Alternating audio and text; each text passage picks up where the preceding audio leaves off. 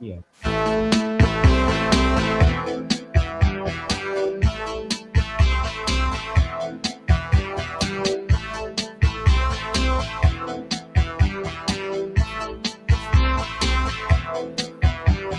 She's a model and she's looking good. I'd like to take her home, that's understood. She plays hard to get, she smiles from time to time. It only takes a camera to change her mind.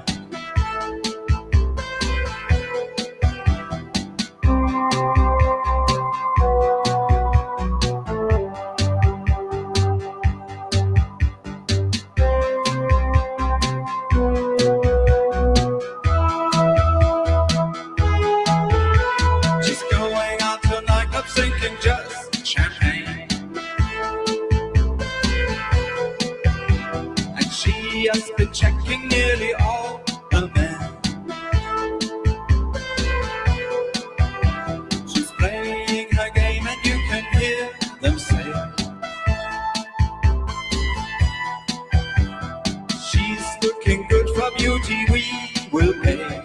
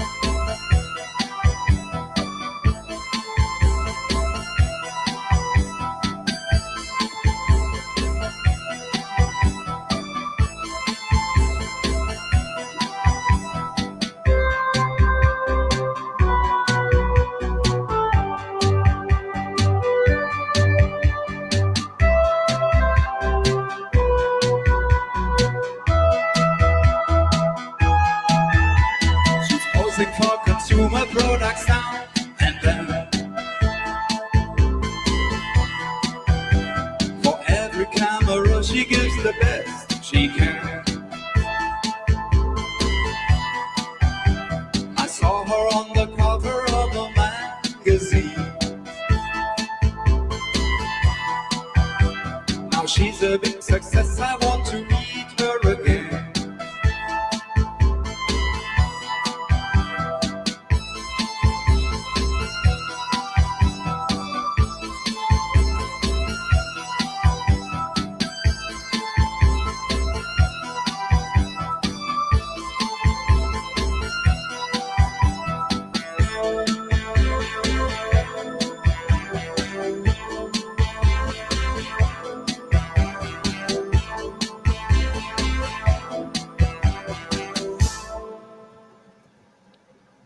Let's start the show. Let's do it, Timmy. Let's do this damn show. Hello, everybody. Hello, Hey, hey, hey. everybody. Let's say hello to the chat, Timmy. Why don't you say hello to the chat? Because some of these people are they new? Mary Chan? No, it's all old school. It's all the regulars. the We people like we the know. regulars. Shout out to the chat. We could just say hi to the chat. Okay, let's Simple as say that. hi We to just keep it like that. I like the hi to the chat. Okay. Hi, chat. Hi, chat. Good How's to it see you going? again. What did you do today? Welcome back. What did you do today? I went to the city with the roommate. Oh, I Went to like lunch. I tried on some roll-eye, baby. I had my watches cleaned up. Get this. Get this.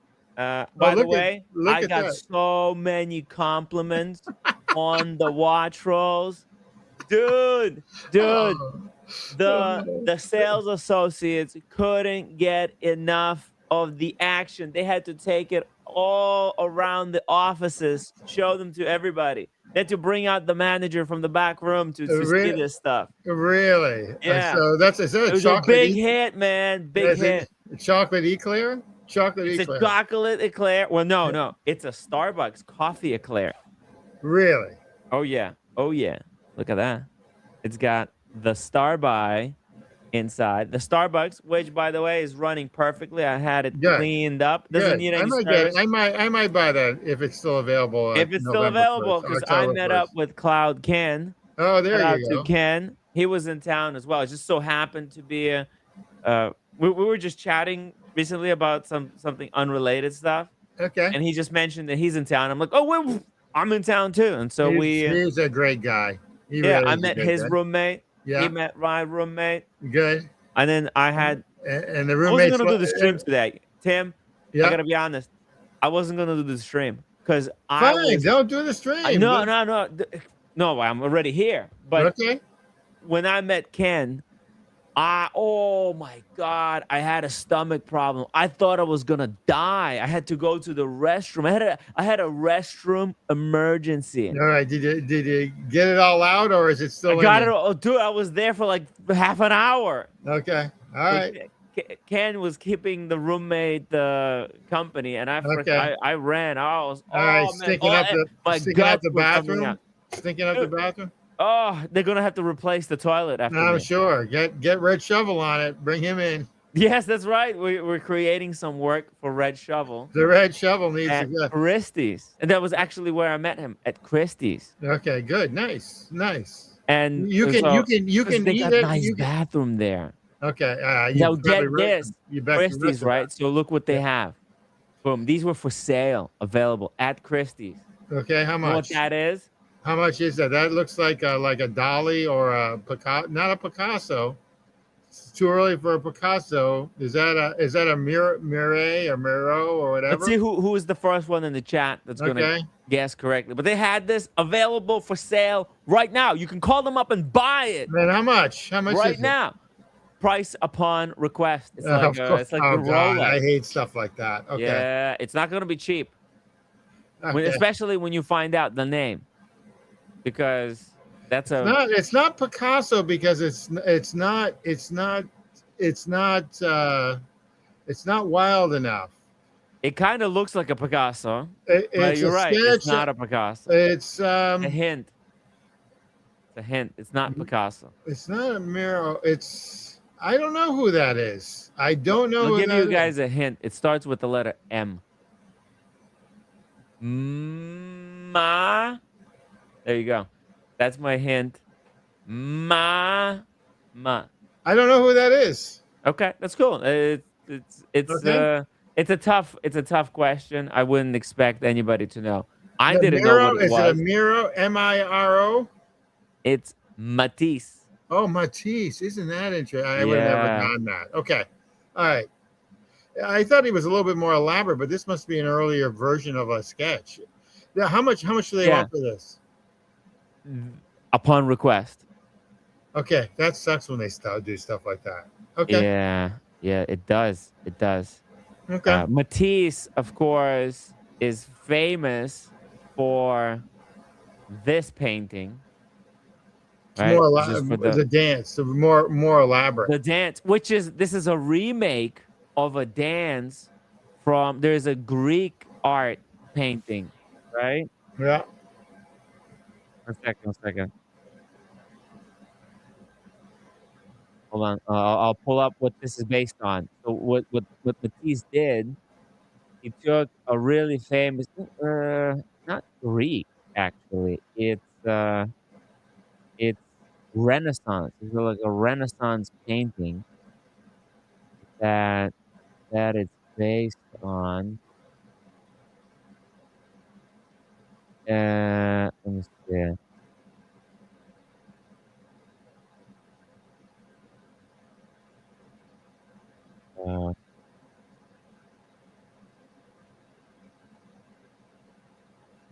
See here. Come on. It could be. I think it might be. Could be wrong, but it might. To me, it kind of looks like Botticelli. Nah. Look look at the art. Look at the art, the interlocking arms. Look at the ladies here. Look at the. This one's Renaissance and one's something different. Well, exactly. That's what I'm saying. Nah. He took the Renaissance painting and he created a modern reinterpretation of the Renaissance painting. Okay, all right. Okay, and that's why this is post-Renaissance, right? Because in Renaissance, I don't see it, but then again, I don't see a lot of stuff. But that's okay. Okay, that's fair enough. Fair enough. That's the dance. That's the dance. The dance, yeah. Where is the dance? By the way, where is the dance? Well, the Renaissance painting that I showed. Yeah, that's in Florence. Actually, okay, but and where's the dance though? The dance is in where is it? I'm curious on where that is. Let me see here. Let me see. Where is it? I'm checking right now. I know of it. I've never seen it in person. I've seen it somewhere. Where is this? You know, it's funny. Everything's changed over time. But you remember those things you used to? You remember those things that used to when you walked around in the gallery? Oh yeah, that's it. Where is that? Where is that? Good question, right? Where is that? It's on display in Hermitage Museum. There you go. It's in Hermitage Museum. Well, how come I don't know where that is? It's a good question, right? Yeah. Norfolk, Virginia. What the fuck? I didn't even know they had a museum. What the fuck, right? There you go. Next time I'm driving through 95, no way. Yeah. Okay. There you go. Wow. Well, I remember about 20 years ago, I had to keep one eye open at a Holiday Inn to make sure that I was still alive the next day in Norfolk, Virginia. Okay. Yeah. Holy shit. There you go. Okay. I didn't know that. Hermitage I don't know Museum. that. All right. Is it there permanently or is it there on loan? Who knows, right? Who knows? Yeah. Fascinating to me. Fascinating stuff, basically, right? And no wonder I didn't know where it was. And so before we leave we're gonna get off this topic. I got some Rolexes to show you guys as well. I've tried some stuff on. Okay, let me show you another piece of art. Let's see if you can guess who made this one. Here we go. Look at that. Is this for sale too? It's also for sale. Okay. Oh, we got Mike Lewis on. He'll know all this. Hold on. Here we go. Hey, Mikey. There you go, Mikey. We got Mike. Guys. Hello. Hey. Good afternoon to both of you. I'm testing Mr. Terrific's art knowledge here. My knowledge in art is not very good. Okay. This is a beautiful piece. I think you can get this one correctly from the first try, Mr. Terrific. You already mentioned this artist's name. Well, it's not. It's too early to be a. It's too early to be a. Well, it could be a Picasso during his early times. It is Picasso. Okay, during his early time. During his early times. Yes. Okay. Yeah, and as you mentioned, this one is really, what do you say, controversial, or what did you say? Because when I showed you the Matisse, you said, "Oh, it's not risky enough." And risque. Risque. Yeah, as you can see, this is. It's brutal. There. It's almost there. It could be. It's got a vagina, so you're all set. Yeah, exactly. And breasts, and then you got grapes, and it's all deformed. It could be a trans, but that's okay. Yeah. Oh, it's in. Wait a second, Tim, wrong. Hermitage. This painting is in Hermitage, St. Petersburg, Russia. No wonder. What the fuck? No! I can't go there. It's gone. Yeah. It's gone. We'll never see it in our lifetime. Actually, the Hermitage has an incredible collection of art. How does the Russians have it? I guess Russians are big into art. Big time. Well, you got to remember too, they were very rich at one time. You know, during Peter the Great, he had started the whole process of he actually brought Peter the Great actually brought Russia to the next level in art collecting and to being respected and bringing Russia to the foremost into Western civilization to a certain extent. Oh, he really impacted. He really brought Russia really forward. And then you had Catherine the Great also, So there were the monarchies in that period of time that followed each other. They really put Russia on the map with culture and when it came to art. So yeah, they did play a part. It wasn't just the French and the Dutch. The Dutch had their period through the Dutch golden age, with the Rembrandt and Vermeer and Van Dyck, and then of course the French they had one of the biggest part of the French movement was the Impressionist movement, which was in the late 1800s to early 1900s. Oh, and so is that where the name St. Petersburg comes from? Yeah, Peter the Great. They named it after the Tsar Peter. After him, yeah. Yeah. Oh, wow. Yeah. And actually, there's a movie that was made about him, and also even more fascinating is about Catherine the Great, who was not really Russian. She was German, and she married into the royal family, the Russian royal family, and her husband passed away, and then she became they got the Tsarina. I think they call him Tsarina, Tsarina, and she became a very influential too.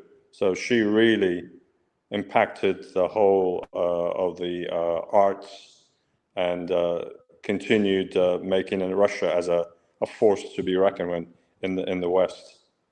Well, some of the greatest musicians, poets, writers, Yeah, right? of course. They have big like dancing. What would you call it? Like ballet or whatever. It's really big in Russia. Kind of culture and the arts as well, Mm-hmm. right? Yeah. Well, we spoke before. Even that the Cristal champagne.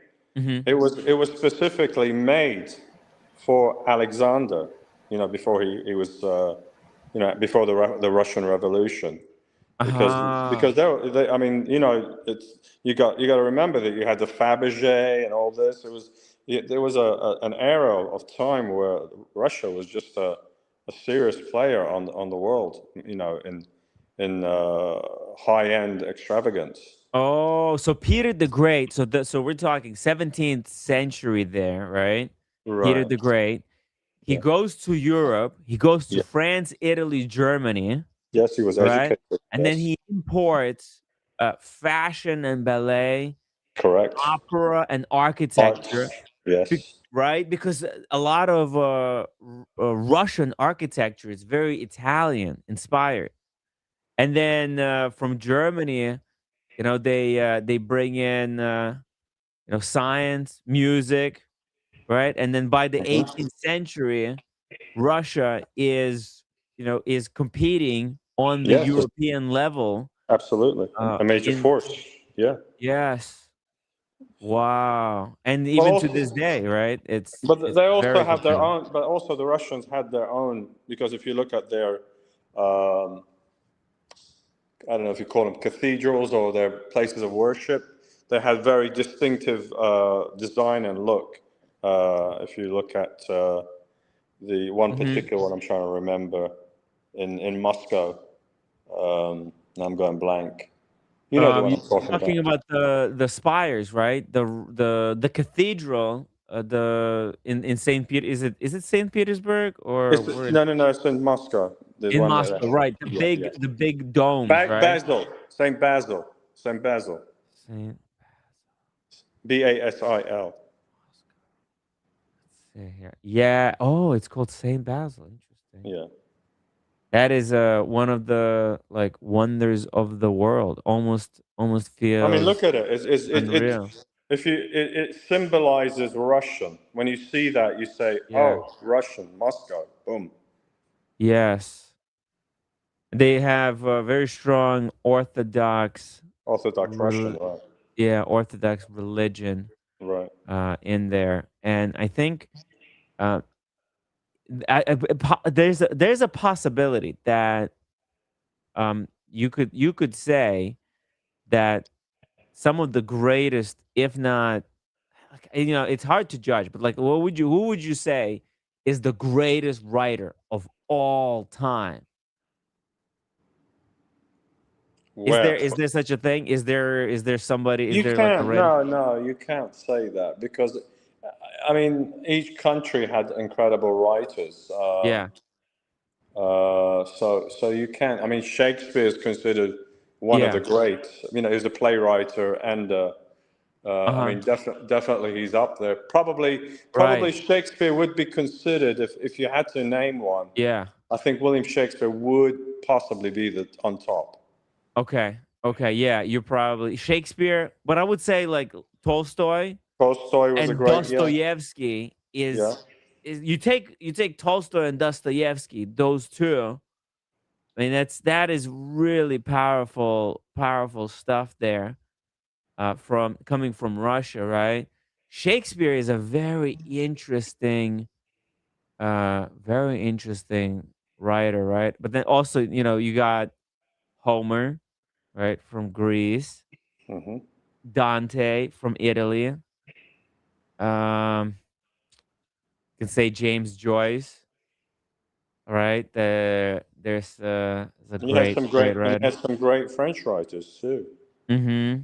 Um, I don't know any who's like a really good French writer. I'll tell you if you. Because I know like Dickens, right? Dickens Yeah, is Charles Dickens, widely of course. considered, right? So if you go England, they got Charles Dickens, they got Shakespeare, they got Virginia Woolf. Is she English? But Yeah, then but the Russians, right? They got the Chekhov, they've got Dostoevsky, Tolstoy, uh Victor Hugo, that's another English, right? Mm. no, Hugo was French, I believe. Oh, was he French? Oh, Yeah. okay. There you go. Who wrote? Oh, here we go. We got an expert. Daniel. Well, Daniel to the don't, rescue. Help us. don't Help us. We got Great Daniel Katz. French writers. Is stop Victor it. Hugo? Is he? Camus, Voltaire, of course. Camus. I the never read plague. that. Damn. The plague. Of course, Voltaire. Voltaire is very. Voltaire, Voltaire's more philosophy, Yeah. and Camus, the plague, which is showing his philosophy through a novel, the plague. God, Yes. it just goes on forever. If you go Russian writers, all the great writers, like the one I mentioned to you, Tim, Three Rivers in the Sky, was it from Turkey, is probably influenced by Dostoevsky. Mary Kaminski is influenced by Dostoevsky. He read the Kolma brothers 5 times apparently. And Tim, I know you know Alexander Dumas also, of course, That's because right. he wrote The Count of Monte Cristo and The Three Musketeers. That's right. Actually, yes. Now Victor Hugo wrote The Hunchback of Notre Dame and Les Miserables. Oh yeah. Fuck! So, I never pronounced that name right because a French guy kept trying to correct me. It's Victor Hugo, and I never got it right. Hugo, yeah, H's. Hugo. No, it's Hugo. Hugo. Oh, really? Hugo. Victor Hugo. You don't pronounce the H like we do, okay? No. It's different. So the French had quite a lot, actually. Quite a lot of course, tons of it. Yes. And then in the filmmaking, just recently in the 70s, I forget I had cinema.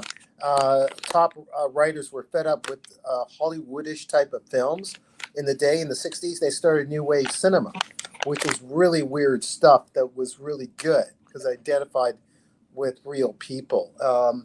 But if you're talking about novels, I mean, yeah, it used to go on forever, and then before Shakespeare, probably stuff that I don't know about that was really good, probably too, from the Greek period and beyond. I just don't have enough knowledge in that area, and then probably in Germany, but certainly a lot of French.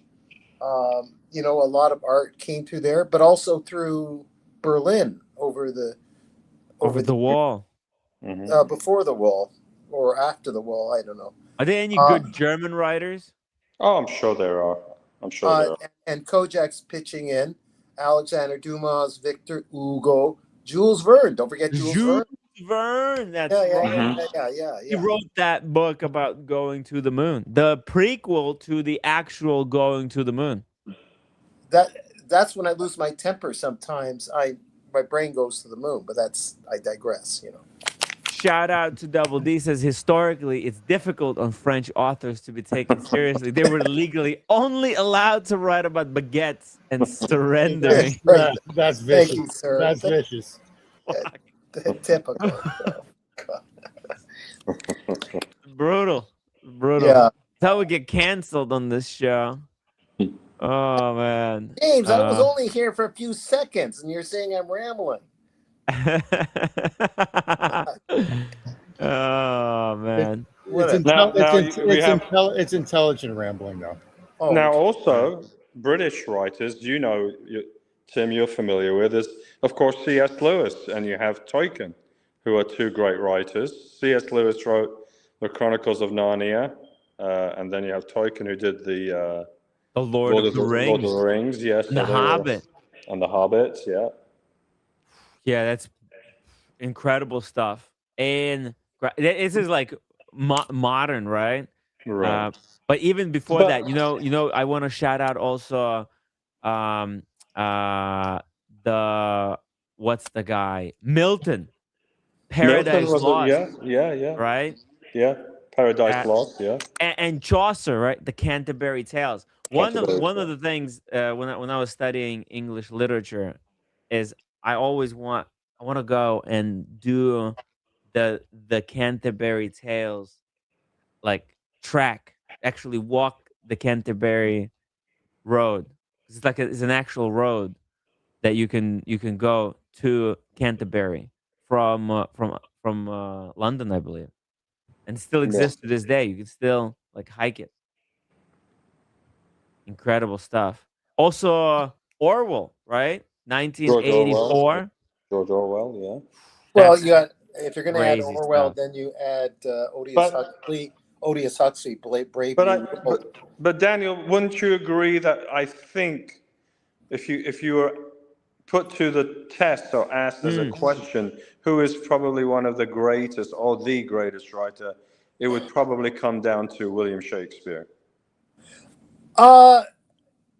Amazing stuff, William Shakespeare, and a lot of stuff is derived from it, but it is theater. It's plays. A lot of it is, of course, yeah. A brilliance. I just think that there's brilliance everywhere, and it's like trying to compare apples to oranges in a way. Right. But it is theater, and really good theater, like the Tim Wright and Friends show. It's all theater. Maybe it was derived from William Shakespeare. I think you could put it like this way.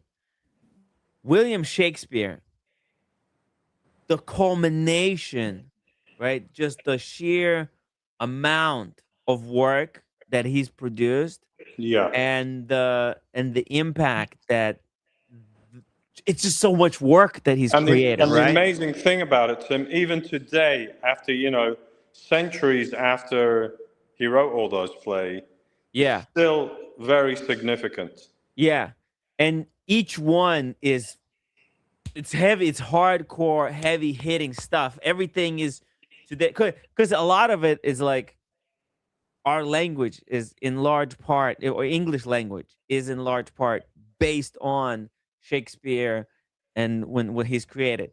However, if we were gonna say like an individual work, right? So if we're judging a poet with all of his contributions, so I think yes, I would say Shakespeare is the best.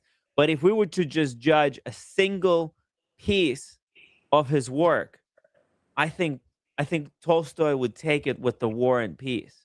Whereas Tolstoy didn't, Tolstoy wrote Anna Karenina and War and Peace. Yeah, I think as individual works, those are more powerful than any individual play that Shakespeare wrote. But Shakespeare just beats beats Tolstoy is just in sheer quantity. Yeah, but you know who Of disagree? material. You know who would probably disagree with you? If you put people through a time machine to meet with you for an interview, Tolstoy would because he probably revered Shakespeare in his day before he wrote, and say, no, he's a different fish. As good as Tolstoy was, I mean, all his books were great. I just don't know how to measure who's in the art world, who's really better than someone else. But yeah, I mean, I would think Tolstoy and all these writers of later centuries, let's put it that way, in their hearts, time doesn't exist, is that Shakespeare was probably, to which he was a major, Shakespeare was a major influence for him, like probably for everybody else, even though he was theater. They were writing novels. I mean, Shakespeare had everything from betrayal, love, conniving, history, planning. No, I'm talking about storytelling. Everything in drama, like tragedy, on right? Just like on the Tim Wright show, and comedy. We have everything. We have drama on the show. We have psychology. We have tragedy. We have comedy. We have a little bit of everything. Yes, I agree, Daniel. He covered almost most aspects of human life, you could say. Of the human dilemma, or the human whatever. Yeah. That's why you have the face with the smiling right next to the face with the sadness. It's the yin and yang, sort of inadvertently bringing in Eastern philosophy, kind of like the yin and the yang, the happy face. There's a fine line between bliss and or happiness and sadness, I guess. And then you got Walt Whitman, which was, just before, during the Civil War, right in the States, with the title All About Me, which is, you could be a number, civilization and also humanity could be a number of things at the same time. By the way, James, I know you're joking around. It's all good. James, James. The what? Yeah. So good, James. Everyone, make sure you go to James the watchmaker's website and take a look. Yeah. And everyone needs, or should look to buy one of his watches. That's all. If you love America, that is. If you love America, even if you hate America, you should. Even if you hate, that's a good point. Good point. Maybe they'll finally make you love America. If you hate America, then you can get a hammer to the watch and just beat on it. Yeah. That's a good idea. You can burn it like a flag. You can burn the American flag. Exactly. So even if you hate America, you can still buy. Now Daniel's gonna have to buy one. We're joking. All due respects, but we'll see. Too far. We went too far. Saying no, whatever. Yeah. Wow. The crew is, at least the audience is willing to let us digress into literature, because gentlemen and women that are part of civilization, they're into watches, which deals with time. They sit down, reflect about things while they show off their watches, and one of these things is about literature, I guess. So good. Good on you. Yeah, Daniel, there is a parallel, right? Because in writing, very much like in watchmaking, there's these parallels, right? The writers are kind of like the watchmakers. There is, for example, like Homer, right? You can say that Iliad and Odyssey, those could be considered as pieces of writing that established what Western literary tradition followed thereafter, right? Because the way those poems are written, I mean, they become a template on how in the West we write our stories, right? In the same way, you can take like Dante's Divine Comedy, right? And the Divine Comedy transformed literature and Italian language, very much like Shakespeare, transformed the English language. English language, yeah. Oh, you know and what? and similar thing is happening in watchmaking, right? One watchmaker will, like Breguet, inventing a tourbillon, right? Yeah. It then sets a precedent on how all other watchmakers go about making watches, right? Oh, by the way, you know, the previous Dalai Lama was interested in taking watches apart and putting them back together again. That was a hobby of his. Dalai Lama, just throwing that in. Oh, Dalai Lama? Yeah. The previous one, not the one that's in power now. Oh, okay. And The watch apprentice, member for 48 months, he says, you are forgetting the greatest Canadian poet and writer, Daniel Katz. That's right. That's right. Let's not forget. you know, One I don't of the greatest Canadian comedy writers Yeah, right. of our era. Yeah, for our error, not era. For our error. Oh, excuse me, era? No, error. So the first time I'm almost to finish the first draft. I was so impressed with There Are Rivers in the Sky by Leaf Shahak, if I'm pronouncing her name right. So impressed that I wrote a poem in tribute to one line that she said there. There was a man who saw the deep. And I don't like writing rhyme when I'm working the syntax of stanzas. But this is the first time I did. So it sounds like a Dr. Seuss rhyme, but hopefully it will still play ball. We'll see I'll try it out later. I think it's good, but it's a tribute to her, and it's covering time in just a few sentences, sort of time that doesn't exist. So, like, if we think beyond literal time, so we'll see. It might work. So thanks. Whenever you're ready, Daniel. I got a lot of work to do about that watch apprentice, but we'll see. Yeah.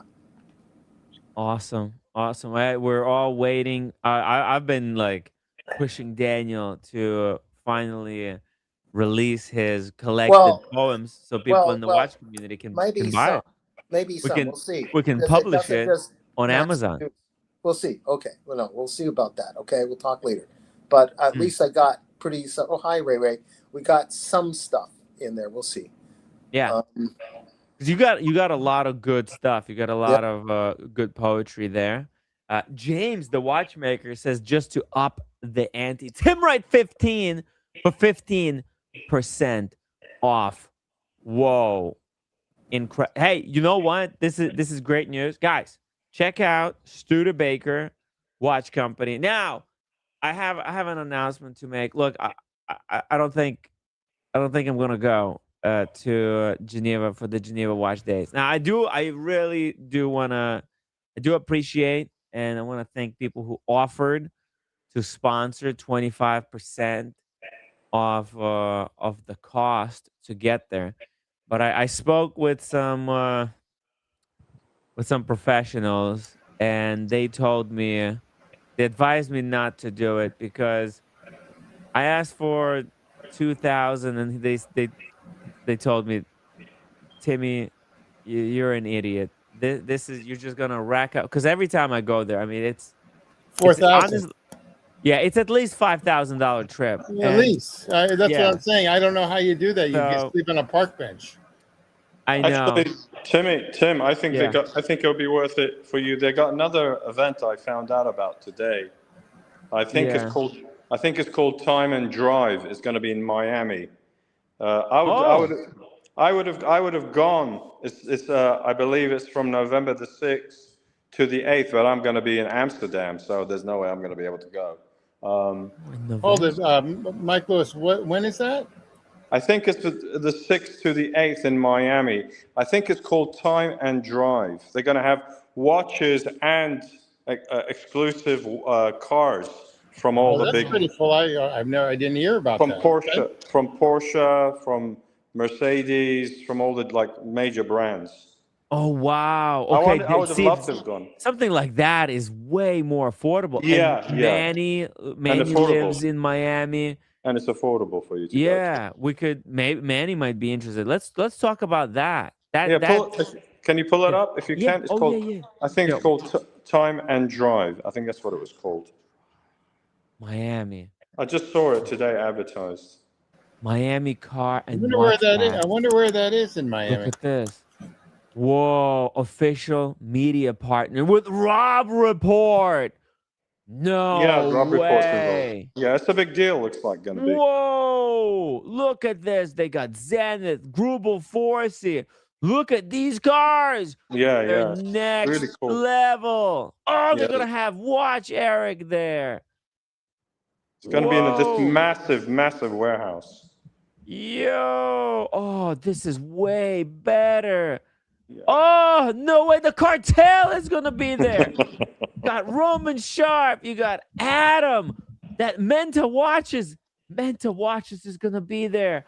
You're going to have, let's see, what else? Who's the guy in the glasses? Who's the guy in the glasses? Who's this? He looks familiar. No, he doesn't. I've never seen this guy before. Who is this co-founder of Vintage Vice, CRO, Santiago Herrera. He looks familiar. He looks like some kind of a designer. Okay, I never heard of him, but me let's neither. See who else? Do we recognize anybody else?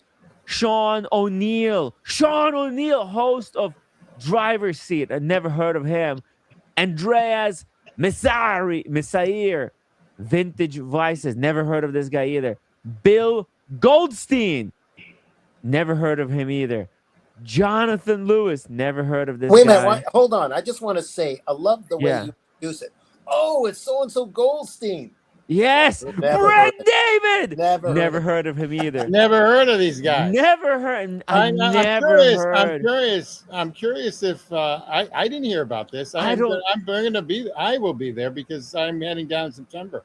Tim, we should hook up because I don't know any of these I don't know people. any of these guys. Who are these Who guys? are these people? I mean, hey, I don't know. Where did they come from? Where Look did how they many. come? Look, I've never seen any of these people. Perry. I know this guy. Perry Dash. He's a legend. This guy I know. He's the guy that does what's his name? Super Niche and Wrist Check podcast. This guy is a legend. And this guy, who is this guy? Carlos Jimenez. Oh, Miami Watch Club. Oh, okay. So we'll look. These three right here. Roman Sharp, Adam Golden. These four actually. Perry Dash. These are actual legends. Okay, I can talk to Roman Sharp. He can hook me in. He might actually even hook me up with a personal one of those mobility scooters. Okay, zip around the warehouse. Guys, it looks like it's going to be hell of a fun. Yeah, it looks like a hell of a event. Kojak was joining us. Hey, where did Kojak go? What happened to him? Bring Kojak, come back. Kojak, come back. Kojak. Mike, this looks like hell of a show. I think it's going to be a lot better than you going to Geneva. Dude, oh yeah, and it's hella cheaper. I mean, we're talking fifth of the price. Exactly. I mean, it's not that far for you from New York to Miami. You can get tickets for $200, Timmy. $200. I could fly one of those Sprint airlines.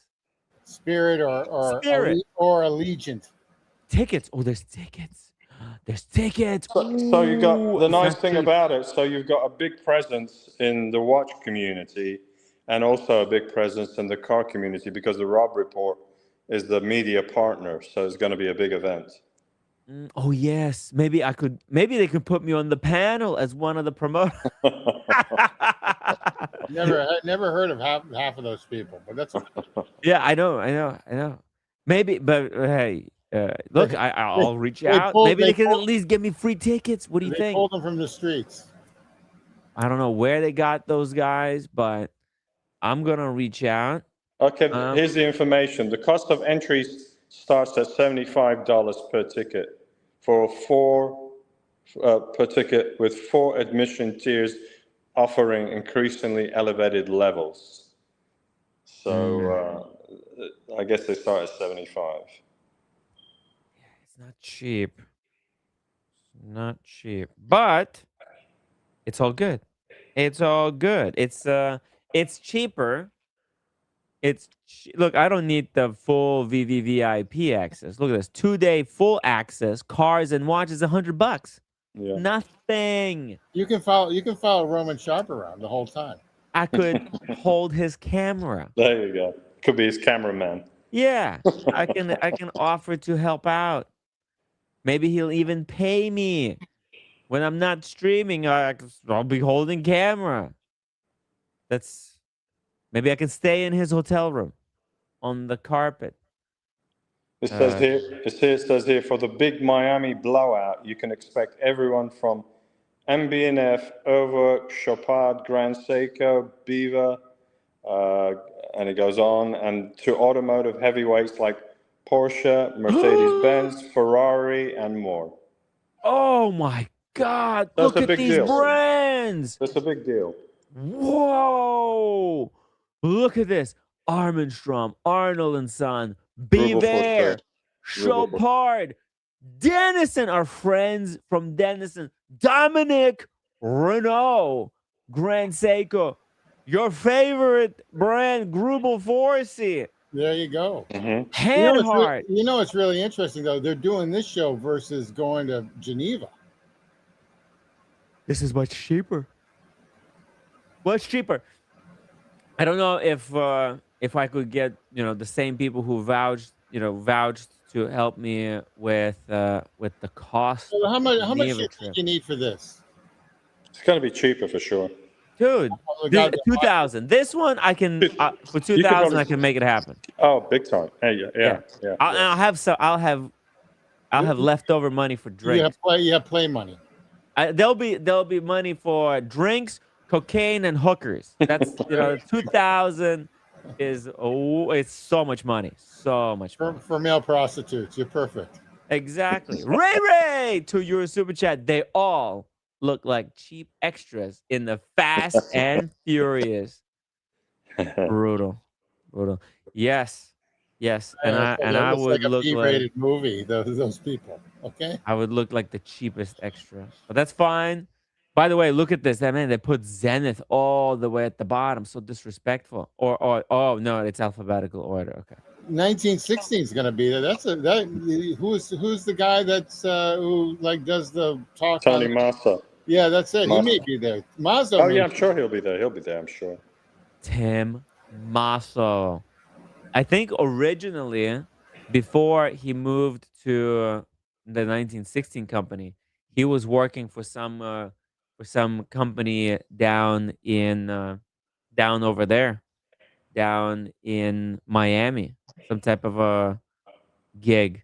Hey, also shout out to Thomas Burnett. Hey, Thomas. Good to see Thomas.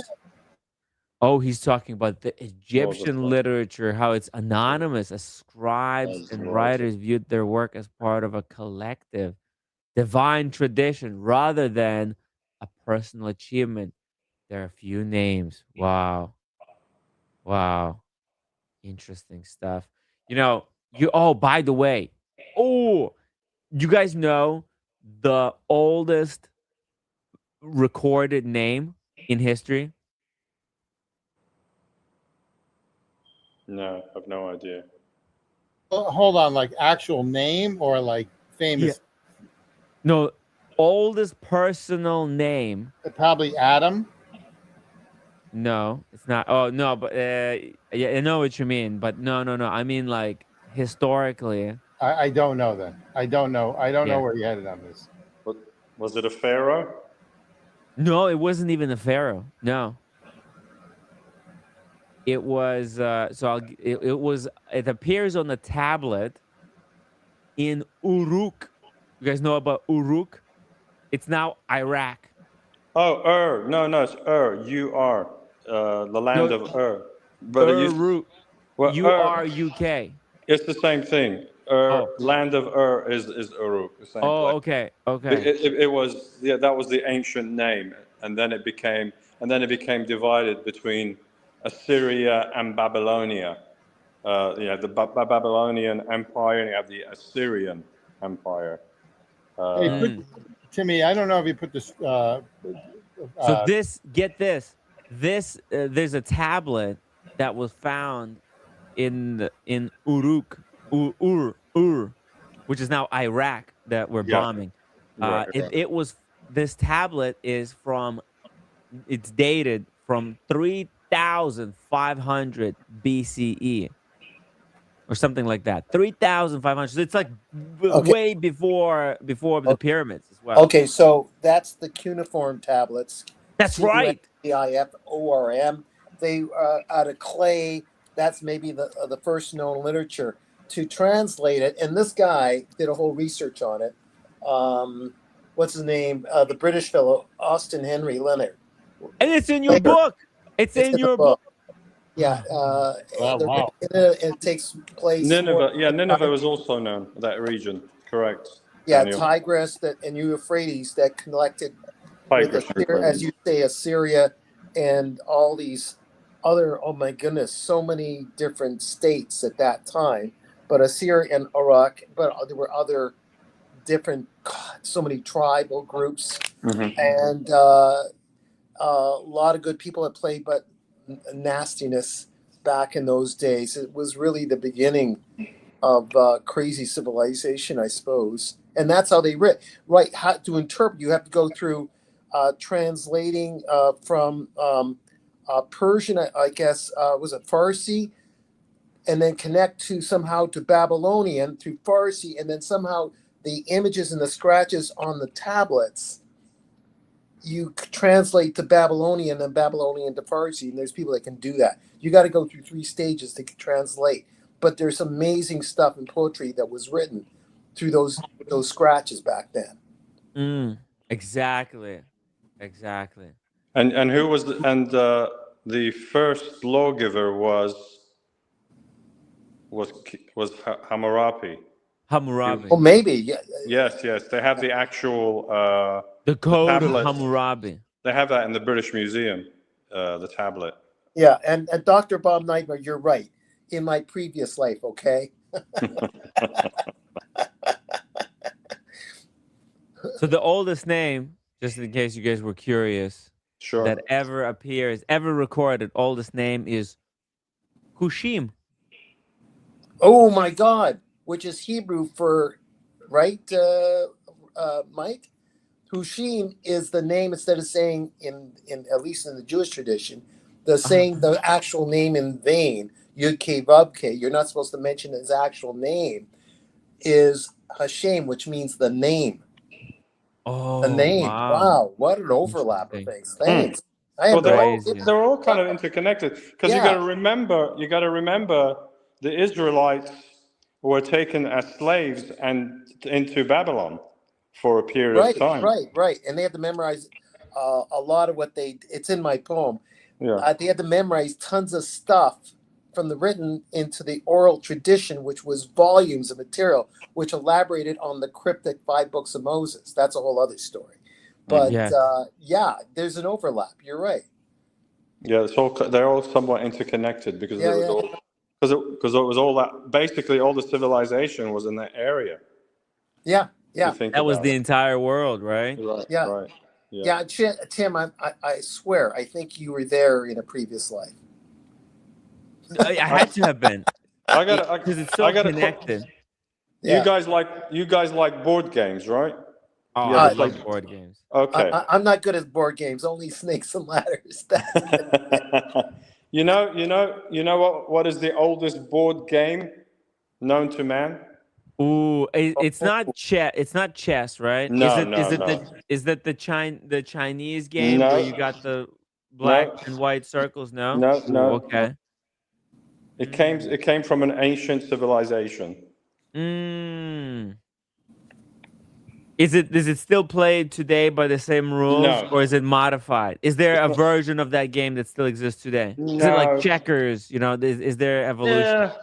It's got a little bit of a look like checkers, a little, no. Wait a minute. Was it Go? Was it the game of Go? But that was more in Asia. The game of Go. No, you're not going to get it. Okay. Is it well? Okay, give us a hint. Where does it come from? Which is it like? Are we talking Egyptian or are we talking Egyptian? It is Egyptian. Egyptian? Yeah. Fuck. Around 3100 BC. 31. So it's like almost 5,000 years ago. Wow. Okay. And is there a version that exists today? No, there's nothing really like it. This game was played on a 30 square board. 30 square board. Yeah. Okay, interesting. 30 square. Yeah. So Okay. it's like a chess. It's like a chessboard. Yes, it's a little bit like chess. Okay. And it's a little bit like checkers. And it's a little bit like checkers. Okay. Okay. How But do you when play? you take the king, but to take the king, Tim, you got to chop off the person's head, literally. Yes. Damn, you just check out a saber and just Yeah. Right. finish them. Yeah. Brutal. And how does it play? Can you describe? Well, you have to. The only way you're going to know how you play it is by actually pulling up an image on the. Okay. What's it called again? It's called Senet. Senet. Senet. Wow. Okay. Senet. And the funny thing, Tim, the second probably oldest game is called the Royal Game of Ur. Oh, no way. Yeah. It dates back to 2600 BC. So it's about 4,600 years ago. Phenomenal. Oh, there it I is. played. Look at that. Oh. Yeah, there you go. This is the Senet. Oh fuck! It is like Man. It's like early version of chess or checkers, a little bit, right? yeah. It's just 4 pawns. Interesting. So it's just And 4 pawns. you throw these like sticks. It's kind of wild. Oh. They found these actual boards in certain tombs, like in Tutankhamun's tomb. Oh, wow. Yeah. That's crazy. Makes sense, Oh, it and makes look at this. There's a painting, Egyptian painting. Look at this. That's playing the game. Mm-hmm. Wow, the original board game of death. Holy shit. She wasn't married. Wow. She's not really dressed there. Like, she's hardly wearing anything. She's showing her side of her leg. See-through dress. Yeah. Just saying. Well, if she loses the game, you can have her, Daniel. Oh, no. Yeah, but she looks like royalty though. Every so time you like lose a piece, you take a piece of clothing off, Daniel. Is that how it works? Yeah. Oh yeah. By the way, Kojak Until said you're the oldest- naked. By the way, Kojak wrote in the thing here that the oldest game is, was right. And then he also said one of the oldest names in existence is my name, but that's a lie. Yeah, but Alex, I didn't say game. I said board game. Yeah.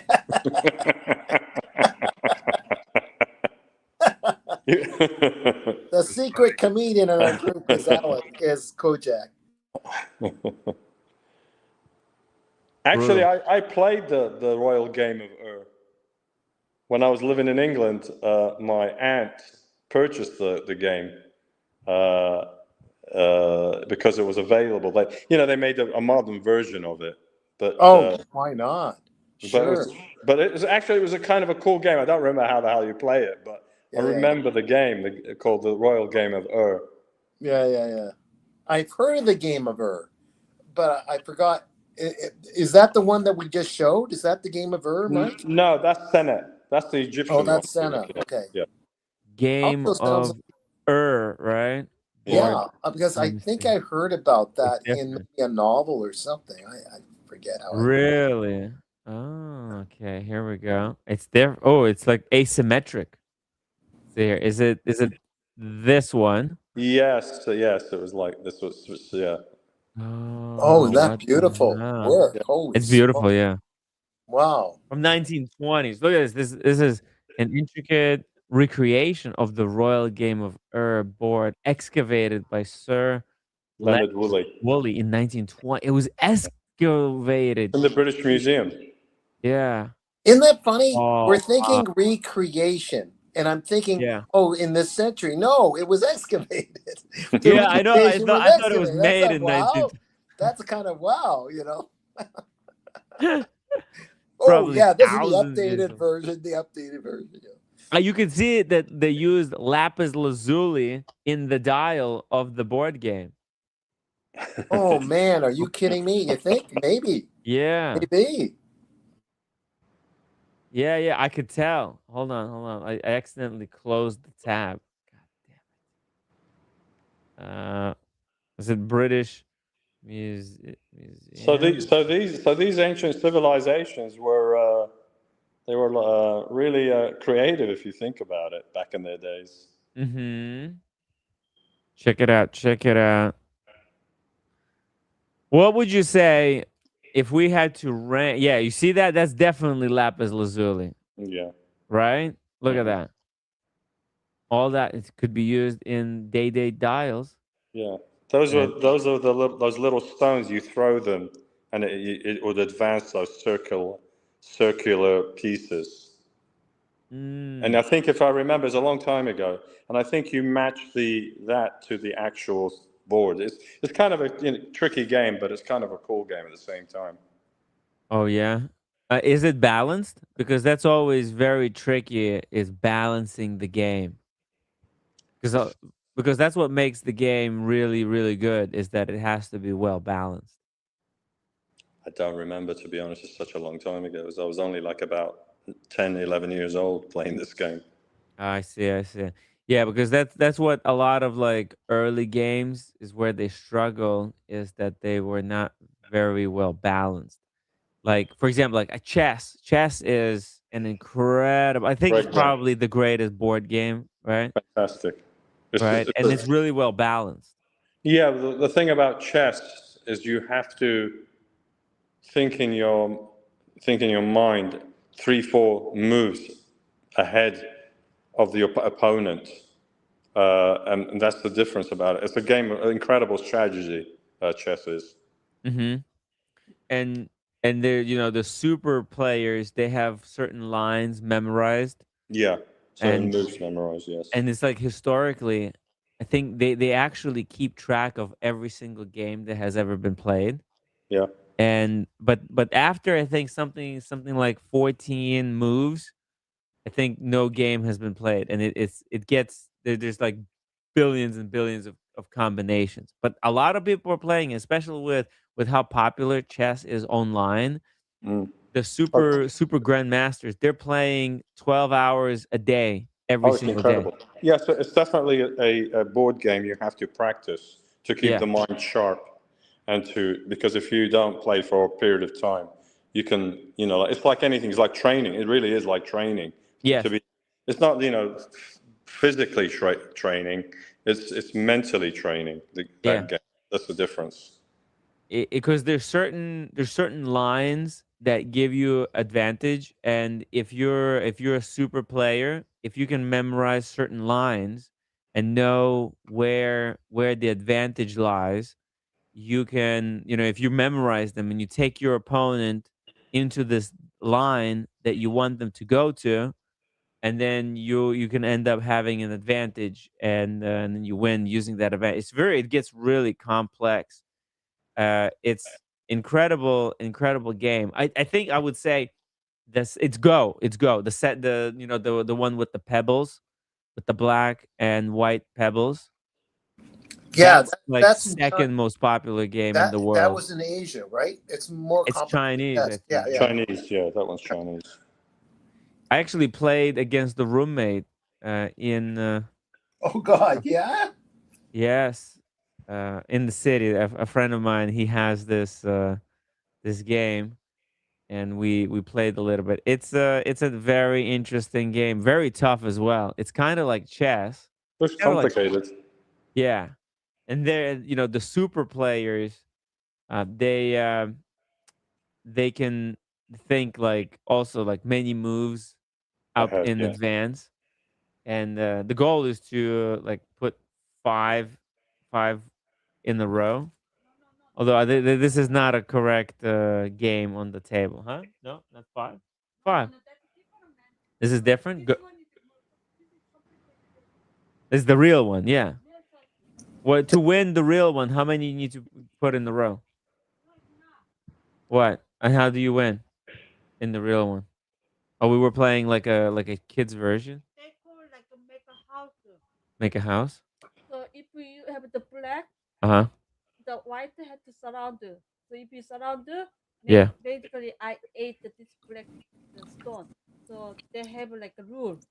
So like If you basically you have to make a surround to like sucking the all the like the opposite the stone. Holy shit. Okay. Yeah, so you have to like really already have to make a map in the future. Oh, okay. I put this stone to kill this whole like black stone like that, I see. Okay, so it's more complicated than I thought. We were playing, I guess, by like simple rules. Did she win? No. No, I defeated her. It wasn't even close, Daniel. Your days of being a gamer, I think. Yeah. Okay. It didn't go easy. The handicap. You got to give her the handicap. No, it was actually 2-1. I think she won one game because I didn't know how it was played, and then it was my first time. But it's kind of like Connect 4, but we were playing basically Connect 4, but on the flat surface. You know how Connect 4 works when you? No. I just need I need a tutoring just to do that. Don't do it on stream here with me. Yeah. Yeah. Connect 4 is very simple. Yeah. Hi there, roommate. You know what else is really popular? Backgammon. Backgammon. Oh God, yeah. People can go really fast with that. I used to play that every weekend. Really? And then my son is actually really good at it. So he now beats me, which kind of bums me out. We spent like rainy days, like in the summers, like playing each other, and he kills me now. Kills me, son of a bitch. So anyway. So I think those three right there, chess, Go, and backgammon. I think it's like the chess is the like Western. Then you got Go. No, I wouldn't say Chinese. It's Western. It's just global. It's very popular around the world, chess. I mean, you've got Asia. The Asians play chess. Everybody. It's probably the best board game in my opinion. It's really a game that makes you think. Seriously, make you think. Yeah. From my understanding is Go, like, first of all, just to understand Go is a challenge for me, or backgammon. But at least with Go and chess, the really good ones can think 20 moves ahead or something, from what I understand. Yeah, at least 5, around 5. Yeah, well, I'm talking about the grandmasters, even more than that. Yeah. Like Magnus Carlsen. And I've heard of people going mad, Mike Lewis, the ones that are really good. Like by Nabokov, King, Queen, Knave, it was called. King, Queen, Knave. The chess player is mad. And there's some truth to it, for crying out loud. Yeah. Because, getting it right. And you saw in the Queen's Gambit, the show. I never saw that. The Verge. Oh, effing good show. Yeah, definitely should watch it. Movie material. There's a number of episodes to get to a conclusion, but there's a thing about collaboration even with the opposition, where the opposition, I'm not giving it away, actually wants to help you, but I don't want to give it away with that. But it's very endearing, and it's a beautiful ending when you get to the final episode. But there's challenges she has to face, which is like everybody in all life. So how many episodes were there? I can't remember. But you enjoy every episode. I heard it was a good series. Yeah, I heard it was a good series. Yeah. It's movie quality writing. Like that's not the only one. I mean, what's it? Slow House or whatever is great, and there's other shows out there, but I like that one. So yeah. Did you see this one? This is so funny because this is the current world champion of chess, and he does. I talked about this actually a couple of streams ago. He does these psychological games where he just shows up super late to the game. Oh yeah, you told. I heard about that. Yeah. So check this out, Daniel. I'm not gonna play the whole thing, just the first couple of minutes, but just so you can hear the commentary, how funny it is, because it's a 3-minute game.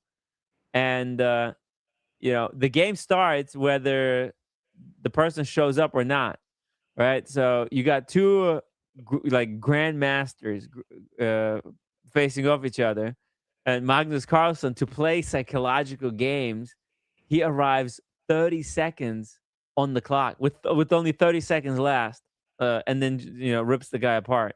We are watching What's this? Grandmaster Vladislav Kovalyov take on the world champion Russian guy Magnus Carlsen at the 2022 FIDE World Blitz Championship. He didn't show up. They're going to start there. Yeah. Between the arbiter and Vladislav, who's leaning back and now plays e4. Now the world champion still not in his seat. And the time control for the FIDE World Blitz, it's 3 minutes per side with a 2-second increment. It's pretty unprecedented for one of the opponents not to be at their chair when the game begins. Magnus Carlsen does like to be fashionably late. 15 seconds have already elapsed. You can see Kovalyov there waiting in anticipation for the opportunity to play the world champion. He is nowhere to be found. 30 seconds now, creeping down on his clock. Kovalyov still sitting. Watch this. To run to his chair and start playing. 2,000 years later. There he is. There he is. The world champion has arrived. He's running to his chair. At least he has pants on. Oh my goodness, he's running up to the podium. He has to find his board. He's got about 40 seconds before he loses the game. He is running in a mad dash, and he makes it. He's got 30 seconds on his clock and still time for a handshake. And he sits down, and he plays 1e6. So maybe he was choosing an opening this whole time. That would be pretty interesting. 31 seconds on Magnus Carlsen's clock as he plays down at d4. This is exquisite endgame technique. And by the way, it comes down to 5 seconds versus 5 seconds. That 2 minutes and a half. It wasn't even like it wasn't even necessary, because like when you get down to 10 seconds, every move you gain time. So if you make a move, I think at the end you gain like 30 seconds. World champion, he threatens to take the other pawn on g4. 2 seconds for Kovalyov. He is desperately trying to defend, and he loses the second pawn on g4. He does pick up the pawn on b3, but Carlsen now has connected passed pawns, which are rumbling down the board. Kovalyov has to set his own pawn in motion, but it's not fast enough, and it's blocked by Blackstruck, and he resigns the game. Wow. Yeah. He's a hell of a great chess. Jeez. How long did that take? 30 seconds? What was that? Did they shorten it? The whole game was about maybe maybe longer, maybe 10 minutes. It's like 30 seconds. Okay, because it starts out with 3 minutes on the clock, but then when you get down to the very end where it's like 10 seconds on the clock, every time you make a move, you gain like 2 or 3 seconds. So you're getting just enough time to make the move and not like think much. So when it gets to that point, right, they're both they have to use their reflexes, and that's where Magnus Carlsen is like dominating. He's the best on that. The guys just plays 12 hours of chess every single day online. Crazy. So yeah, crazy stuff. And the psychological games, you can imagine that he warned the guy out with that, with anticipation in the first 2.5 minutes. The guy was probably thinking, what the hell is going on? Is this guy crazy? Is he forfeiting? Mike, well, it does. It disrupts his focus. That's what it is. Exactly. Mike, do you remember way back when you and I were in another dimension? Fischer, the chess player out of New York. Oh yeah, Bobby Fischer. Mad. Bobby Fischer was mad. Yeah. Oh, he was very good, but he lost it. He disappeared. Yeah. Well, he go crazy. He became world champion. He went up to New Hampshire and hid for forever. Yeah, he disappeared for a while. Really? Yeah. There's a movie made about it. He was eccentric, but he was like a genius. Yeah, he was. Really? There was a movie, Tim G. They called it, I think, Where's Bobby Fischer or something like that. It was called. Yeah. Oh, I see. That's right. A documentary way back. I used to be a huge fan. I used to follow him because I'm kind of myself. I think actually Bobby Fischer might have been doing similar type of psychological games against the former Russian grandmaster. Maybe. Well, back in the day, also the guy looked like he was barely 10 years of age. Maybe it was 8. You know, where there's a bunch of people playing chess. He wasn't famous yet, but he was this young. What's the word for young talent at 8 years of age or whatever? Prodigy who went around playing 20 people at the same time. You know what I mean? Like he'd go to different tables and he'd make his move and then go to the next table. or he was a savant, like the wizard used to call Marco. Whatever. He's a savant. Yeah. Unbelievable. He's a savant. Man, the wizard knew how to lubricate people. He called Oshin a rock star. Hey, rock star! Yeah. This boy is a savant. Big stroker. Man, he stroked people's egos. The guy was master stroker. Master of his craft. Anyway, I see that you in your little handle. No, your for your stream today, you wanted to compare Grossmann to Alanganzona. Oh, yeah, we could do that. Okay, let me just show you guys two pieces here that I had an opportunity to try on today, and we're going to talk about the Grossmann. Yeah. Mm-hmm. Was it discovered by the Assyrians at the time of the Tigris and the Euphrates, Tim? Those famous watches, maybe. Carry on. Yes, possibly. Well, no, they had these solar clocks. Oh, the sundial. The sundial technology. Yeah, the ancient and back then they didn't have exhibition only. You could walk in and get yourself a watch. Right. That's right. Right. You didn't need to you didn't need a watch to wake up and be at work on time, because you had these guys with whips going around. They would just whip you out of your sleep. No, actually. How did the guys that whip people? How did they get up though? They had the roosters. The roosters, right? The roosters. Okay. The roosters, yeah. The roosters would wake them up. They went by the roosters. They worshipped the birds. And then, you get woken up by a rooster, and then you go and you start whipping the guys. So there was some flexibility, depending how late the whip guy showed up. Actually, I've been reading some stuff. Apparently, they're saying that that maybe the pyramids weren't built by slaves after all. That it was like skilled labor that actually did it. All right. Okay. There was all slaves. They just... No. Read the stuff. Where do you get that from? It was both. It was skilled. It was skilled.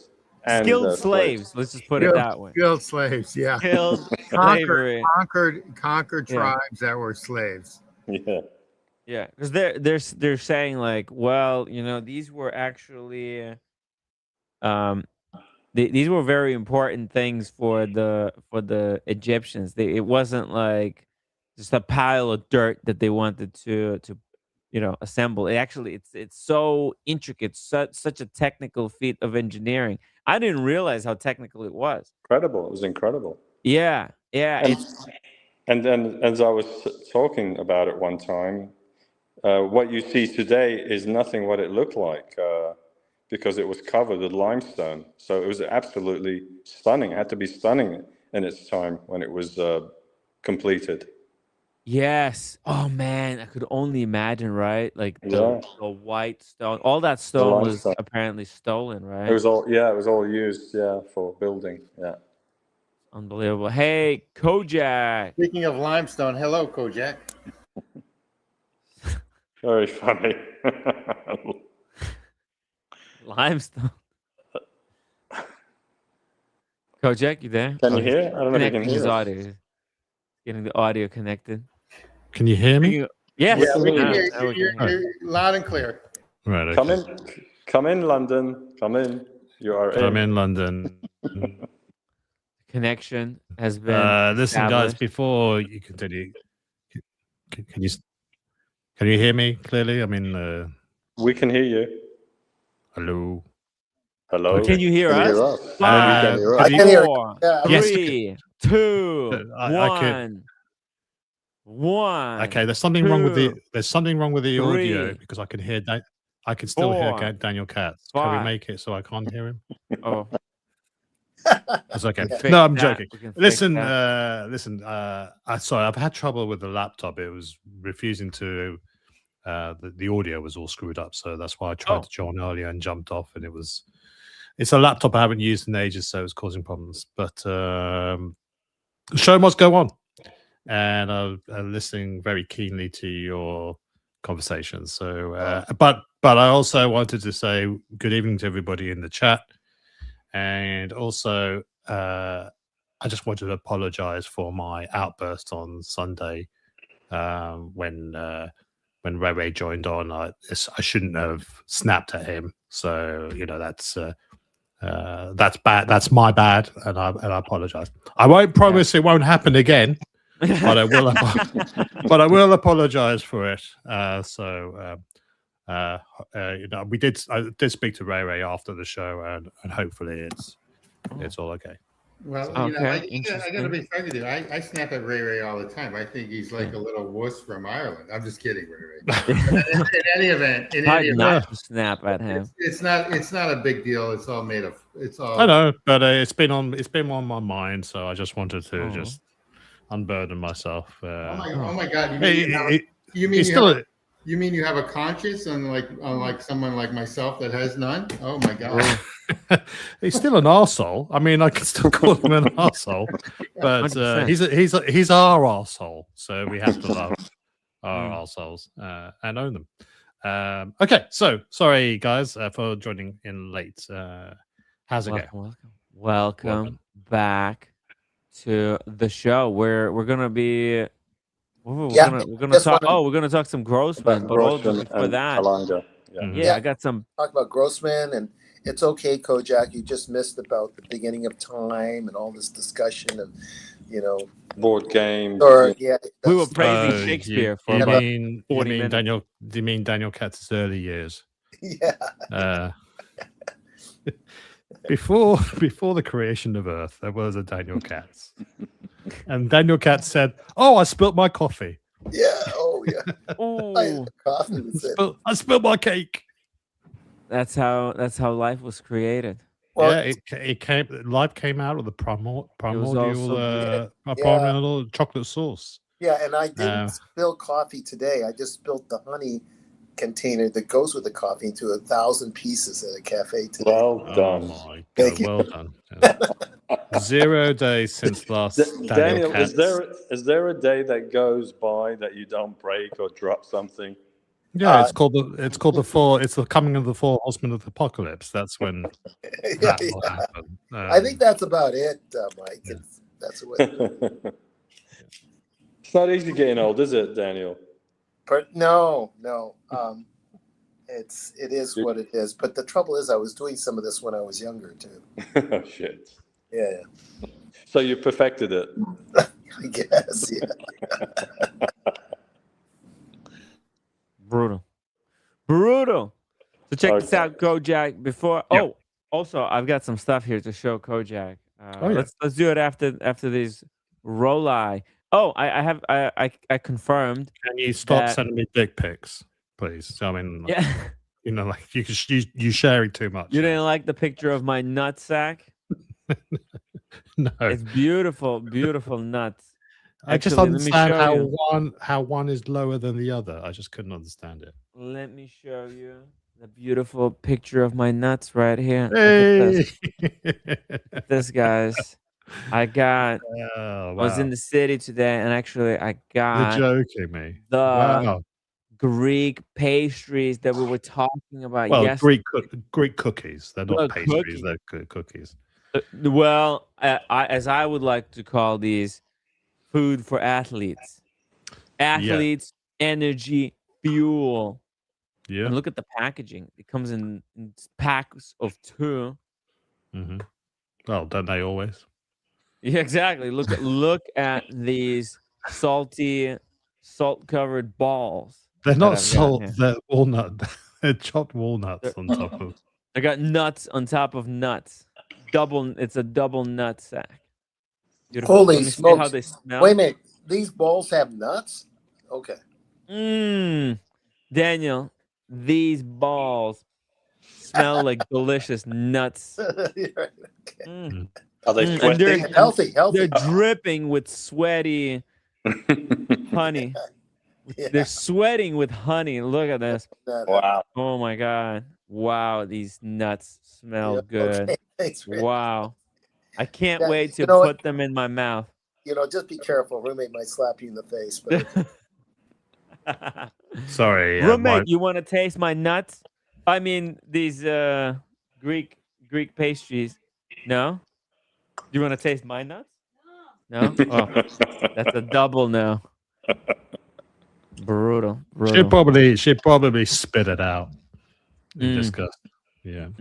Maddie Chan wants to know how many Greek balls can you get in your mouth? I think I could get at least two Greek balls and maybe a Greek sausage.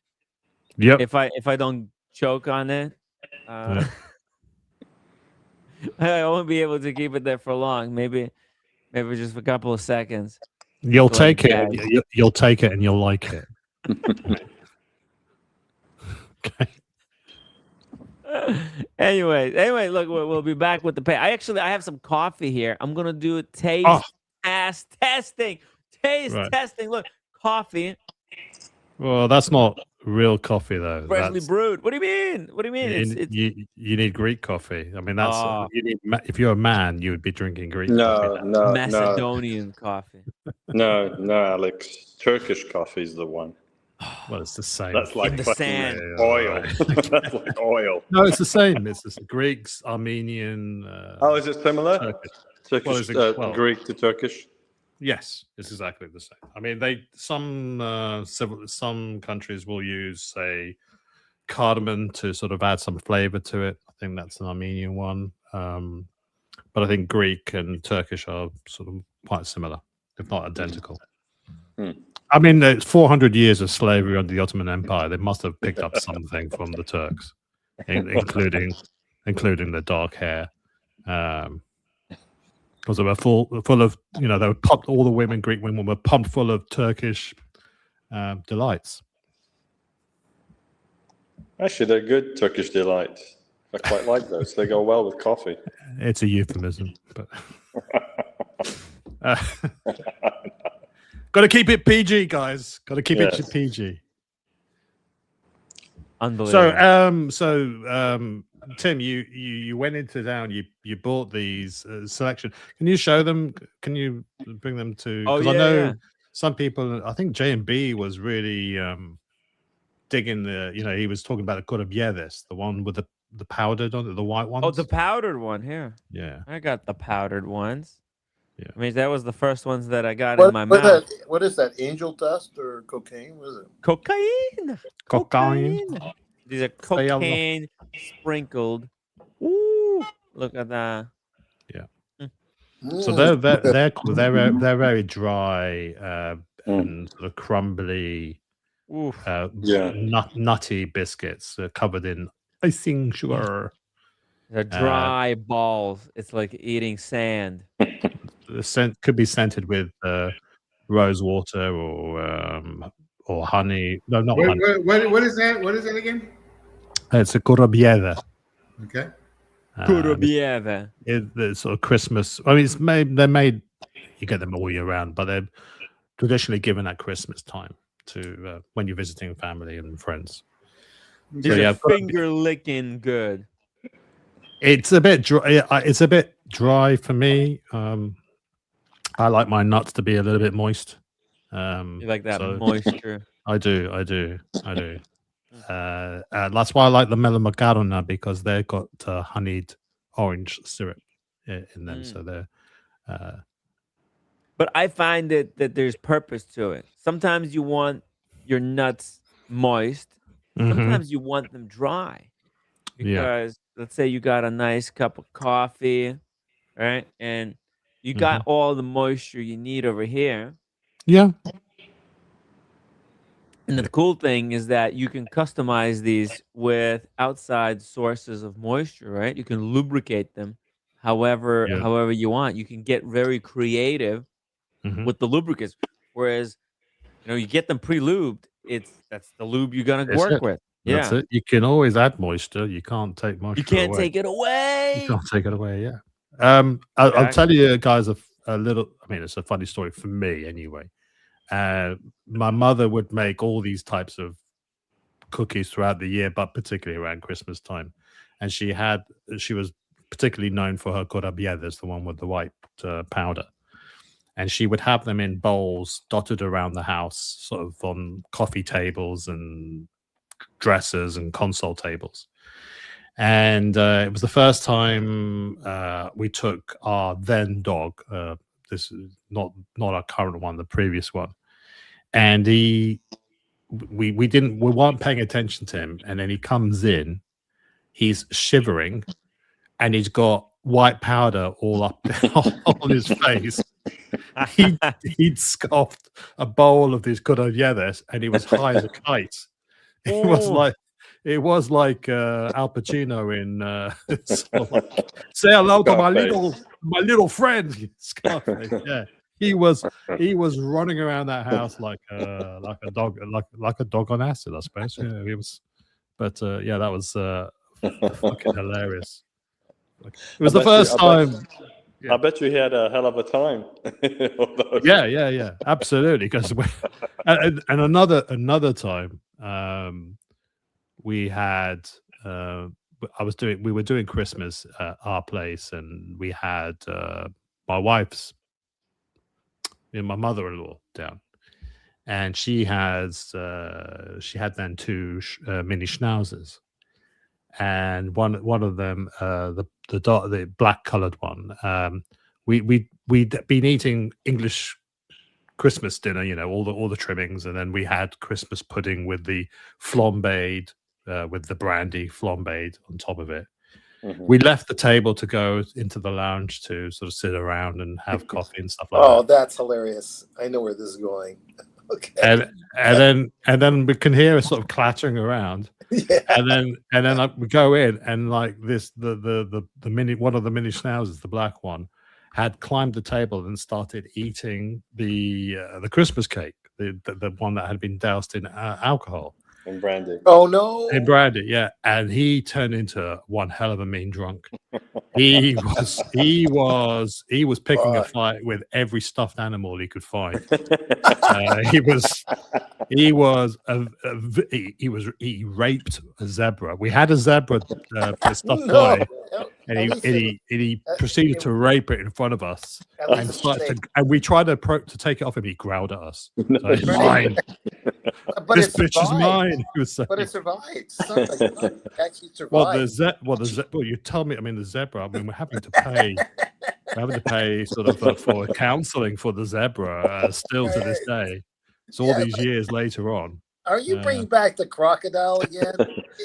No, I'm legit. I can go and fetch the zebra if you want me to. No, I believe it. I believe it. By the way, my brother-in-law and sister have two pain in the butt schnauzers as we speak. So they're my other children. Actually, schnauzers they're kind of asshole dog. They got attitude. Yeah. So imagine him being drunk on top of that. Yeah, but wait a minute, Kojak. Like the sugar could have killed the dog. I don't get it. It survived. No, it's the raisins that are in the Christmas pudding that would have killed him. Oh yeah. Oh really? Yeah. You're not supposed to give grapes or currants or raisins, any grape related stuff to a dog. I mean, he was really? fine. Oh, he was fine. Yeah, he was. I mean, we you could have said alcohol poisoning, sugar, brandy butter, seasons. I mean, he didn't wear any protection when he was going at it with the zebra. Oh, right. Yeah, I mean, but I thought the zebra. He might have picked an STD or something. Wait a minute. The zebra is kind of protection, isn't it? Because it won't get pregnant, so it's fine. Okay. You're ruining my bit there. Okay, Daniel, sorry. but it's to be expected. But, no, but it's good. It's good. I liked it. I'm doing post bit. It's fine. Yeah. But yeah, that was hilarious. So we've been very careful since those 2 Christmases to make sure that we don't leave any sort of low hanging fruit or cakes and stuff like that. Oh, man. I love schnauzers. They are a pain, but they are well. Look, all dogs I like. Yeah, period. Yes, they do have attitude. Attitude, yes, they do. Attitude is true. Yeah. They don't shed hair the same way as other dogs. I'm allergic to hair of a lot of critters, including the people on the panel. So there you go. Yeah. Did you ever have a schnauzer, Mr. Terrific? No. No, I've had almost every dog imaginable since age 1. Yeah. So basically, I've always had a dog. So I've got my favorite dog is a Bernese Mountain Dog, but they died too young. I've had 3 dogs. One died at 5 years of age. One of cancer. One died of young. Yeah, young. So I have a duck trolley retriever right now. That actually goes with me everywhere. He didn't go to Africa with me, but when we flew to a Midwest, he came with us, so it was good. But if I lost my phone, would that retriever be able to find it? No. I just but he'll play with the phone. He'll take it. Yeah. He'll play fetch. Okay. Be back in a sec, guys. Okay. Brutal, guys. I think Daniel Katz was there at this oh, brother. at this Greek dinner. Yeah, God, I'm still wearing that shirt. He still got my shirt there in those glasses. God. Unbelievable. That dog is like what he's fighting with me over the. Oh no, I wouldn't win that one. Yeah, it'll be a close one. And the crocodile's not even after us. He just wants the biscuit. Oh, they want the cookies as well. There's no crocodiles in that part of the the world, is there? No. I don't know. I think there might be. Yeah, you don't think so? There's gotta be. There's gotta be tons of crocodiles there. It's infested. Yeah. Greece? No? They got swamps there, no? They might. There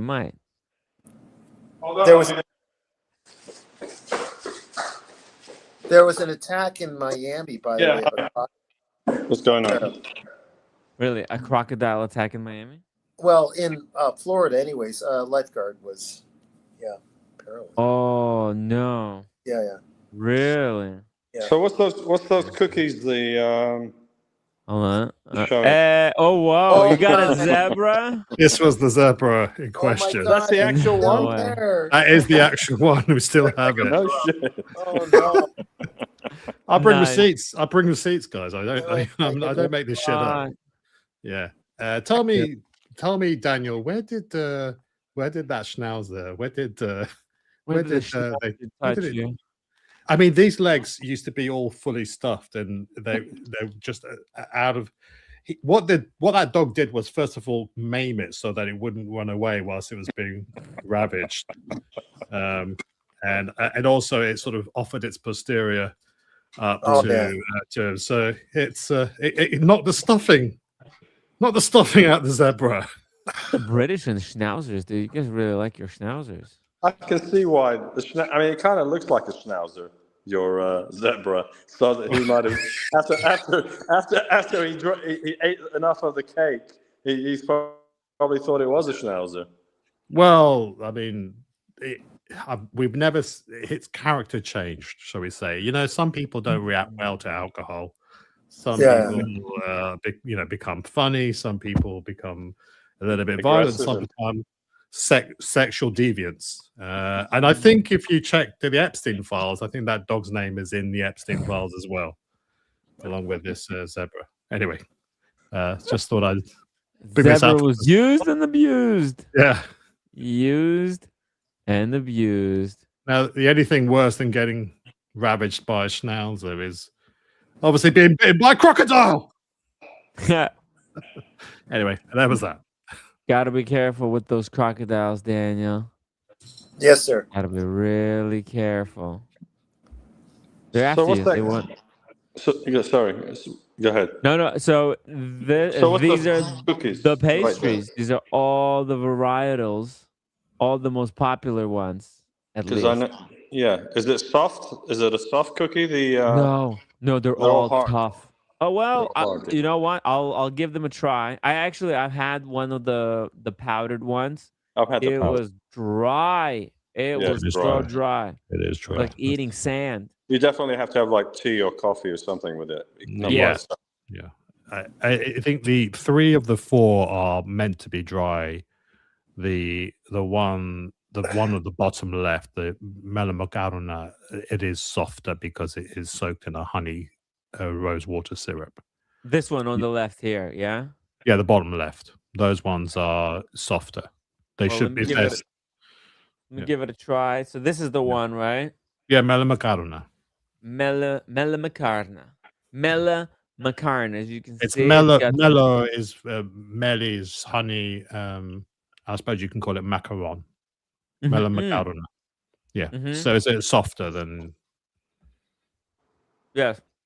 It's softer, but it's quite dry. But it's delicious. It's really nice. Like you said, it has been soaked with something, and I think you're right. It is rose water. Rose water and honey. It depends on different recipes, but typically it's honey syrup, which is just watered down honey with maybe some lemon and maybe a little bit of rose water. But what's the mass though? It's like, is it wheat or is it just nuts or what? What is it? I think it's mostly nuts. It could be rice flour. Could be anything. Could be semolina. Melamacarona. Okay. It is some kind of a flour. So it's semolina flour. Has some cognac in it, a little bit of some sugar, some cinnamon, nutmeg, clove, vanilla. Cinnamon, yep. Very cinnamony. Well, it's a cinnamon nutmeg blast. And that means it's probably a very nice, digestible, enjoyable treat. Yes, I think this would be great for digestion. Yeah, semi-healthy, Yeah. Well, no, because cinnamon, nutmeg, this is all the stuff clove. That Starbucks will put it, clove will put it in coffee, right? There's all these cinnamon infused, clove infused, nutmeg infused coffees. I guess this is what they got the idea for. You can just have it in the snack form. It's sweet, but it's not crazy sweet. No, I think most of the sweetness comes from honey here, though. Yeah, I mean, it depends on. Look, you bought it from a shop. The honey syrup is probably the most expensive ingredient. So if it's a home cooked one, it will be more generously soaked in honey syrup. Yes, maybe they did have some other pastries that were like severely soaked in. They had the baklava, right? Those have a pound of honey. That's the best. Yeah. I actually, especially the pistachio baklava. Yes. Oh. That's tough. But you're only supposed to, I think, eat one. I genuinely think these are energy snacks. Like, I'm planning to go for a walk after this live stream. I'm gonna have to go for like a 2-hour walk to walk off these calories here. Well, let me tell you how much your nutritional value of a melamacarona. Yeah. Help me out. It's about 175 calories. No way for this one. Yeah, that makes sense. Yeah. Wow, 107. No way. Maybe for a bigger one, because your nuts are quite small. I feel like this is 120. Yeah, I mean those look like Ukrainian nuts. Greek nuts tend to be bigger. Ukrainian drifters. Yeah. So if it's a traditionally sized one, which is going to be bigger than that one, 175 calories. about 7 grams of fat, less than 1% of it saturated, and 27 grams of carbohydrates. With very good. That's a very energy heavy stuff. Well, 17 grams of it is sugar, and so there is some fiber from in honey, there. Sugar from honey. Sugar from the sugar and also the honey syrup, yeah. And there's about 2 grams of protein because of the nuts, I suppose. But, Oh no, it's semolina as well. Semolina is high protein. Semolina. Yeah, that's a high protein wheat. Is it? Okay. Yeah.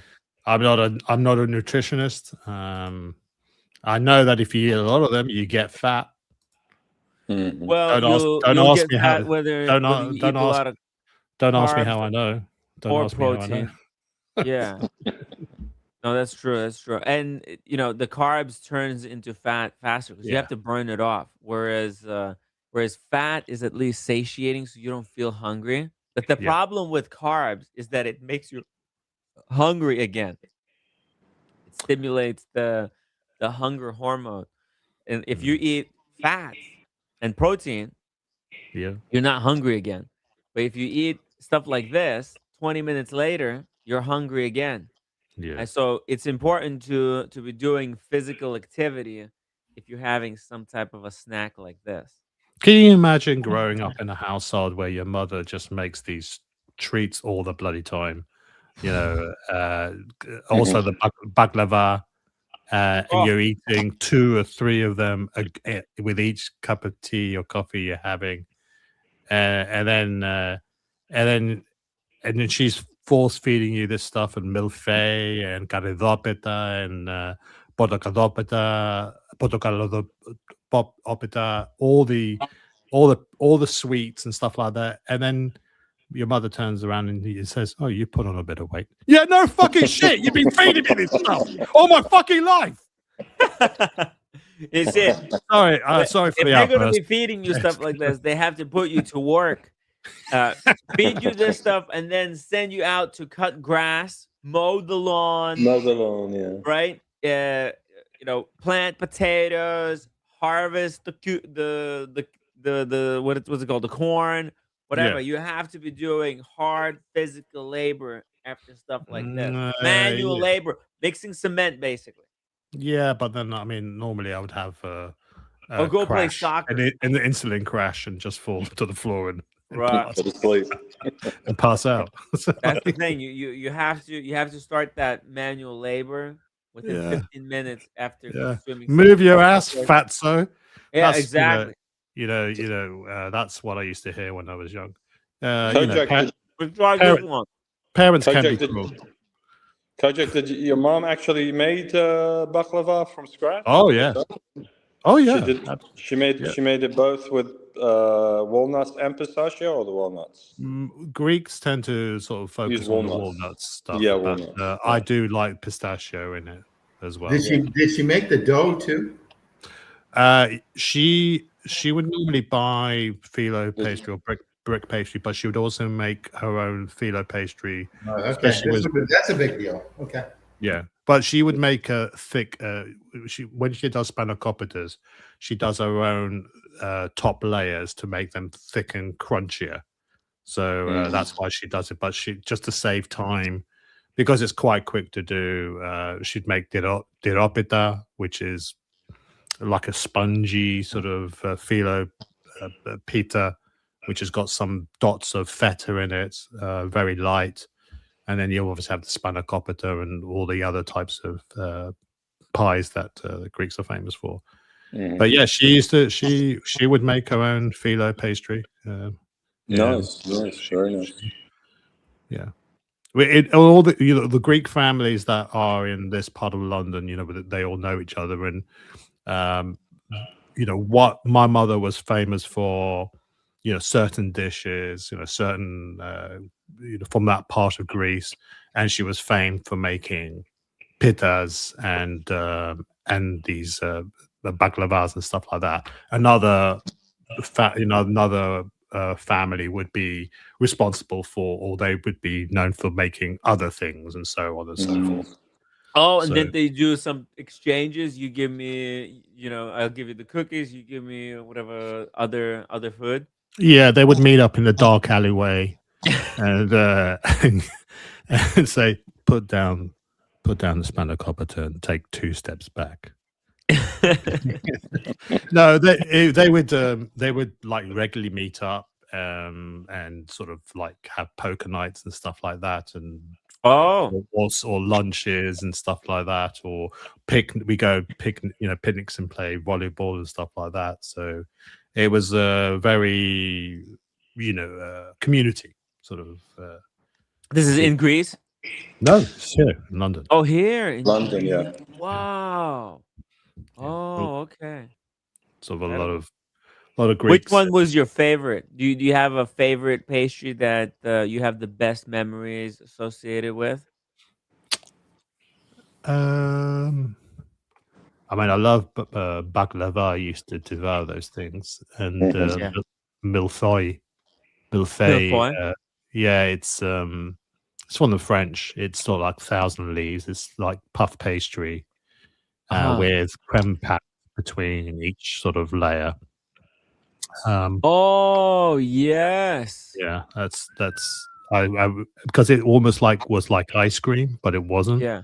Sort It's of like a thing. Napoleon. It's like a version of Napoleon. Is that something like kanafa, Alex?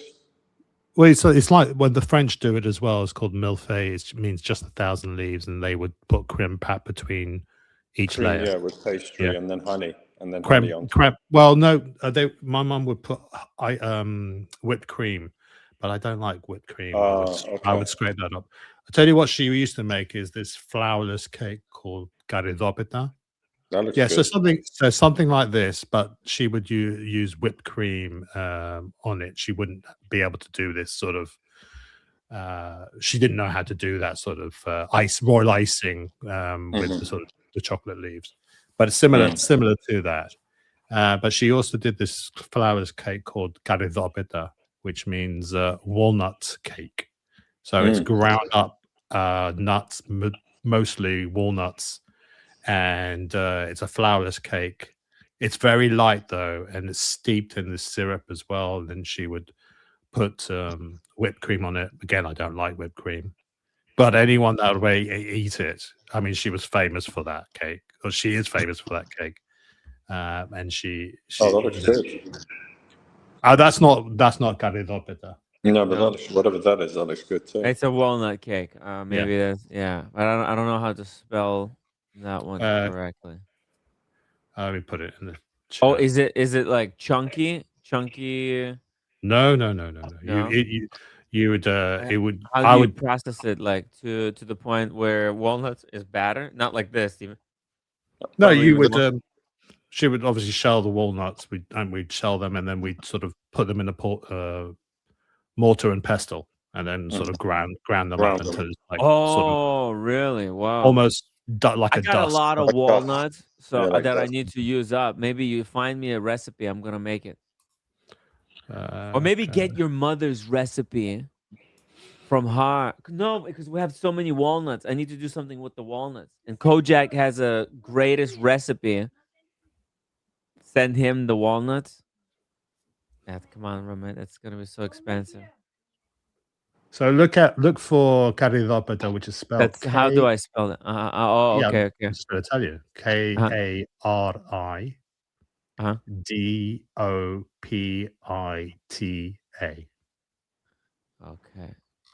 Okay.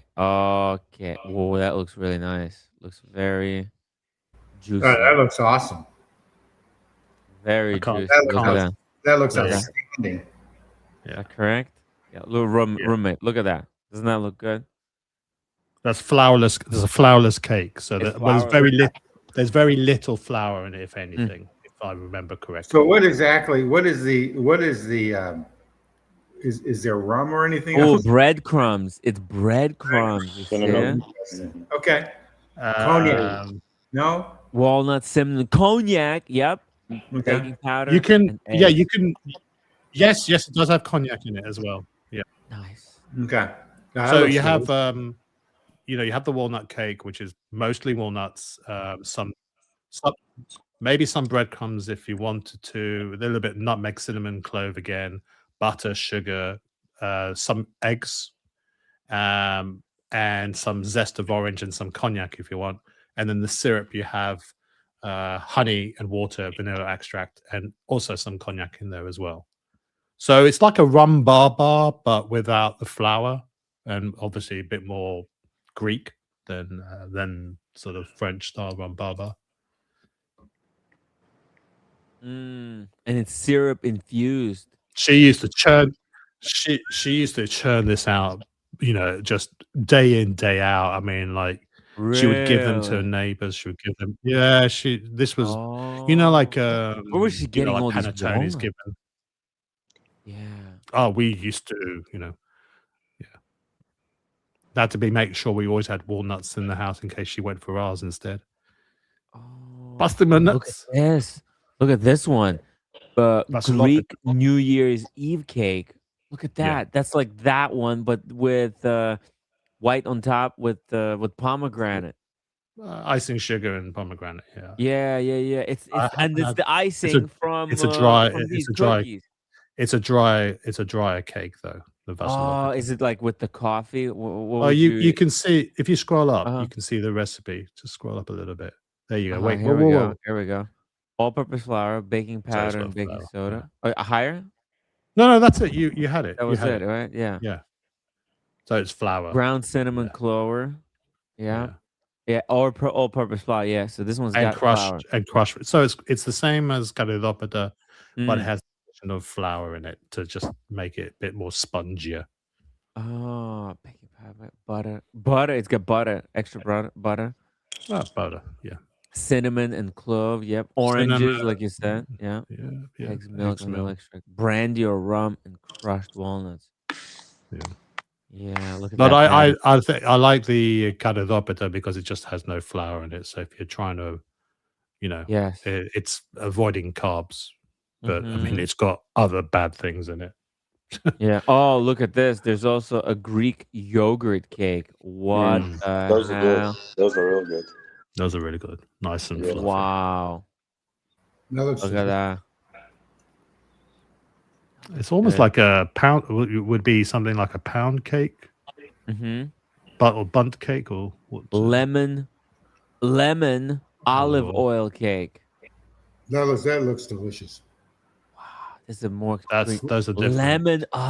Quasi good for you too. Yeah, I heard that olive oil is like the best thing ever. Oh yeah, it's better than Ozempic. 100%. And the stuffed grape leaves look delicious. Right? Oh man, my mouth. Oh, dolmades. Yeah, dolmades. Yeah. Oh. Very good vegan dish that actually, because it's you can make it with or without meat in it. Meat, yeah. Normally make it without meat. So I'll be heading to a Greek restaurant tomorrow. Oh. After this. Oh my God! Look, they teach you how to do it, and boom, boom, boom. Yeah.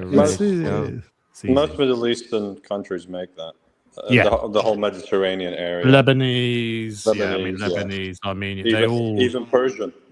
Yeah, Persian as well. It's a very shared cuisine.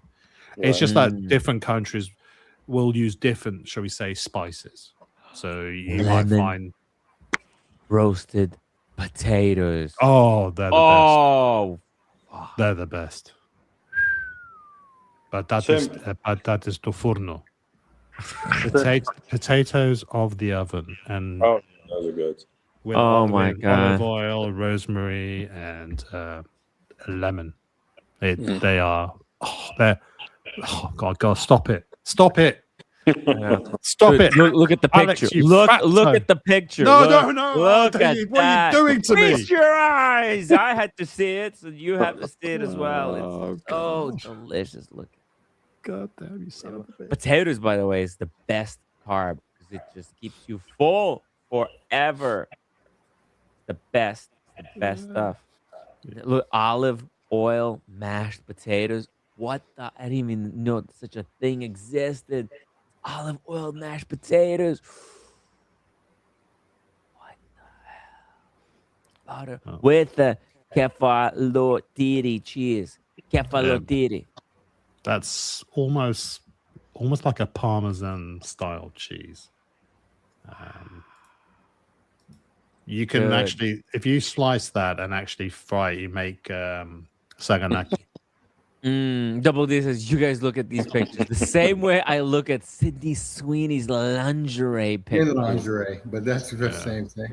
True. Who wants That. All right. Enough of this. I'm making let's me go to watches. Watches. ravishly What's it all about? hungry. Yes. Yeah. Yes. It Oh, is a watch show after all. So you went into the Rolex store today? I stopped by Rolex. That's right. That's Did you buy right. anything? Did they offer you anything? They gave him a glass They of water. offered me coffee. I had an espresso. I actually Americano. Sure, Had an it's nice Americano. to do that.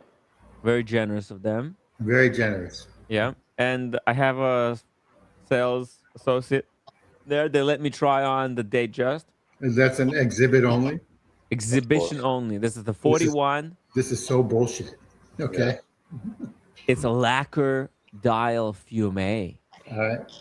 It's the most, but very subtle. You see, it's like so. The transition is very subtle. It's just like it looks almost black. And so, what do they Very want? 15.5. It's whatever the regular one is. Price is. Okay. Yeah, All right. I think it's like 12. Do you like it on the not on the Jubilee bracelet on the Yeah, I personally prefer the oyster bracelet Okay. over Okay. All right. the Jubilee. I think it just looks sportier. I think the Jubilee is a better bracelet, but I Do you like really? the look Do of you- the oyster. Do you really? Yeah, it's just better, right? Well, Yeah. I think it's More airier. comfortable. I think it's a lot more airier. I think it's just more dressier. Yeah, It yeah, is. It Okay. is. yeah. But that's the problem, is that it's dressier. Whereas this one, the It's a bit oyster, sportier. It's yeah, sporty. it's sportier. It kind But of looks the only more thing modern.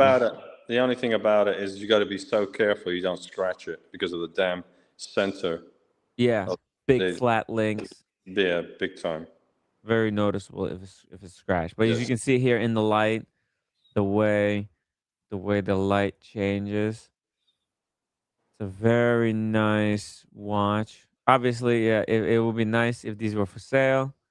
Unfortunately, they're not, and the wait lists with these are ridiculous. Probably impossible to get.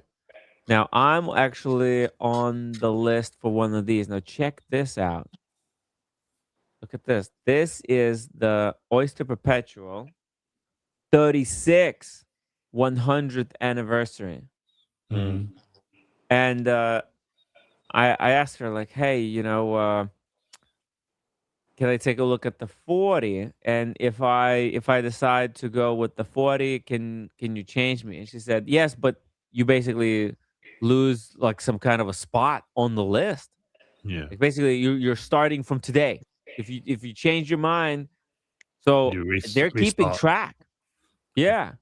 So somewhere internally they are keeping track, and I got on the list for this thing the day, I think, no, not the day that it was announced, but a couple of weeks after it was announced. So it's not too bad. And as you can see, actually, I love the way it looks. It's just so big. Doesn't look bad. Yeah. Right? For a 36 mil watch, Yeah, looks it's okay. big. Yeah. Yeah. And it felt like I was wearing nothing on the wrist. It almost felt like a titanium watch. Super comfortable. And I love the fact that it's just the bezel that's gold. There's no gold running through the center links.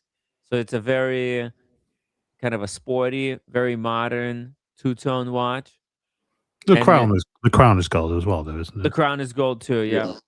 And the hands. The hands, yeah. Now, And the hour indices too.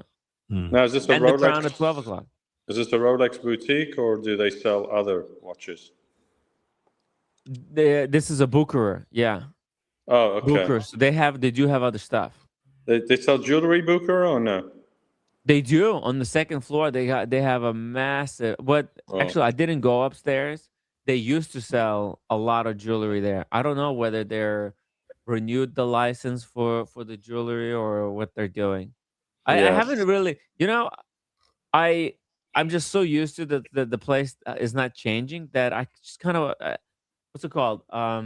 Tunnel vision. I just tunnel vision on checking out this watch and just didn't see. I saw Cartier, definitely Cartier is still there.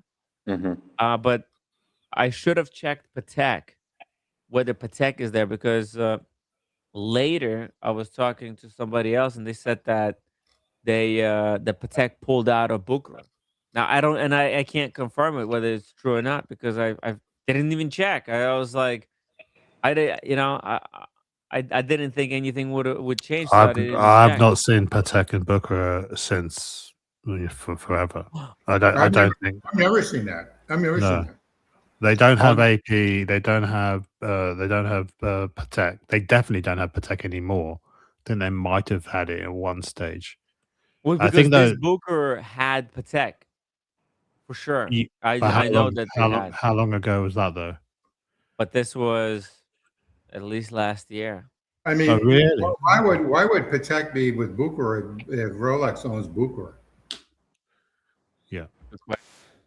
And it's also, the Patek and AP and VC as well. They're sort of moving to having their own houses, their own boutiques, their own boutiques. Yeah, they should. They should because you know what, as you know, my favorite store here in town carry both Patek Philippe and the Rolex, and we, as I've said a few times, they use their jewelry as a leverage to push the thing, and I'm just hoping Rolex will stop this nonsense one day because they're aware of it, what's going on. I know they are.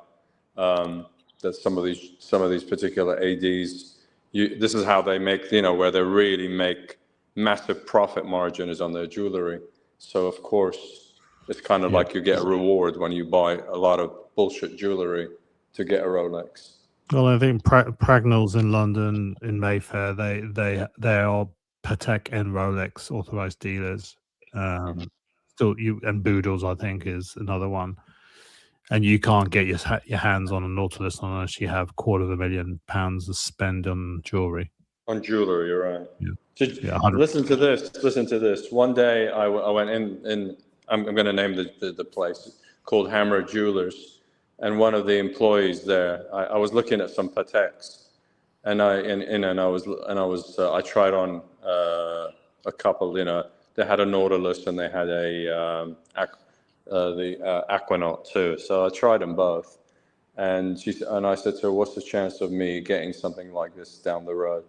She says to me, "Well, you're going to have to buy at least 7 other Pateks before you can get a desired piece." I said, "Oh, really? 7 other pieces? Okay. And I said, "Well, yeah, okay then. I guess I'm going to be a long way to ever get one of those particular desired watches." Well, it depends on the watch, doesn't it, Mike? Because I went into Pragnell's and they said if I wanted to buy the Ellipse, it was available to purchase. Right, there are pieces. That's the Ellipse. It's not everyone's. It's not a hype watch. It's not everyone's taste. So right. But I ain't spending stupid money on what I think is too large a watch for that sort of style. Right. Well, it's the thing too. I mean, they're going to, and even when I'm in there, there's very limited choice you have when it comes to Patek Philippe. And most of the time, I'll see more women pieces than men. They usually have quite a few women pieces.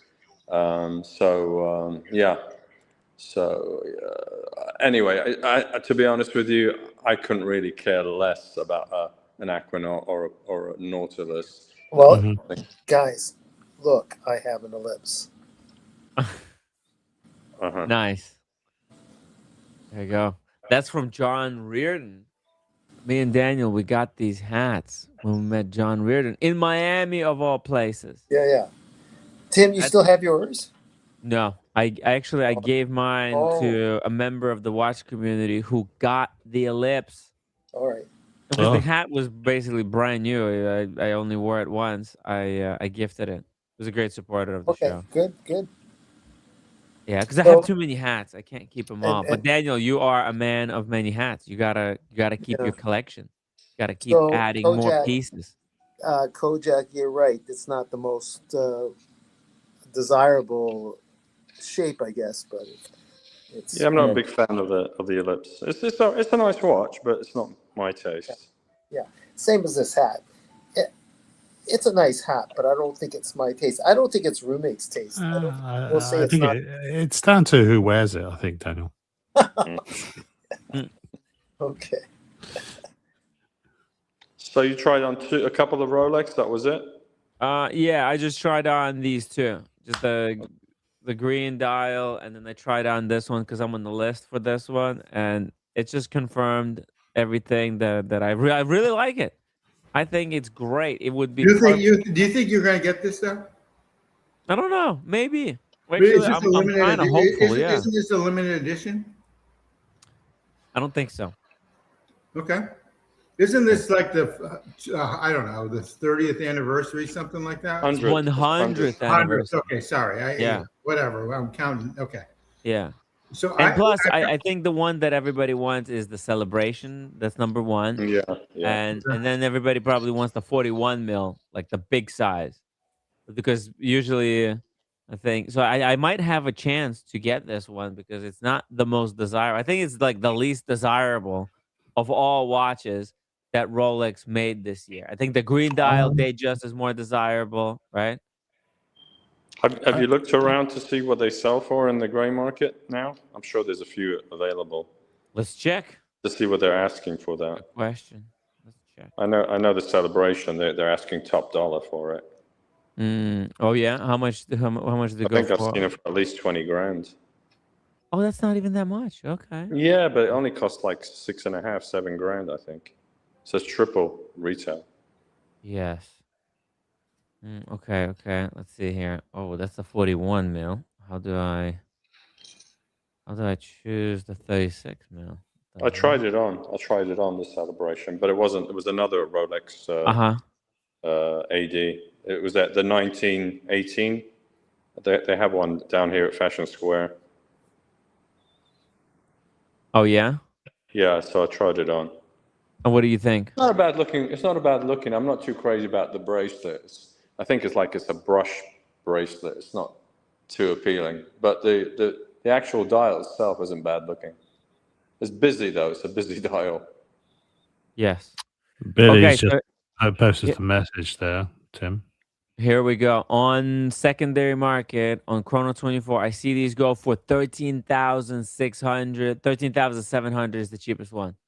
So it's about double. 50. No, not double. It's about 40% above retail. Oh, that's not so bad considering for most of the time, as you said, it's not really desired like a celebration. Yeah. And if we are to believe what Billy posted, he says that he's heard it's the most popular watch and it's supposed to be only available for 1 year. I mean, supposedly, we don't know. Like where did you hear this? If Rolex didn't say it, then it's not really. No, but if it's the celebrate the centenary, then that makes. I'm on that Kojak. Not really. I'm on the Kojak page. They'll just cut it off like within a year. They won't say anything. Yeah, who knows? Who knows? They could run it. Look, this is what they said about the left-hand drive.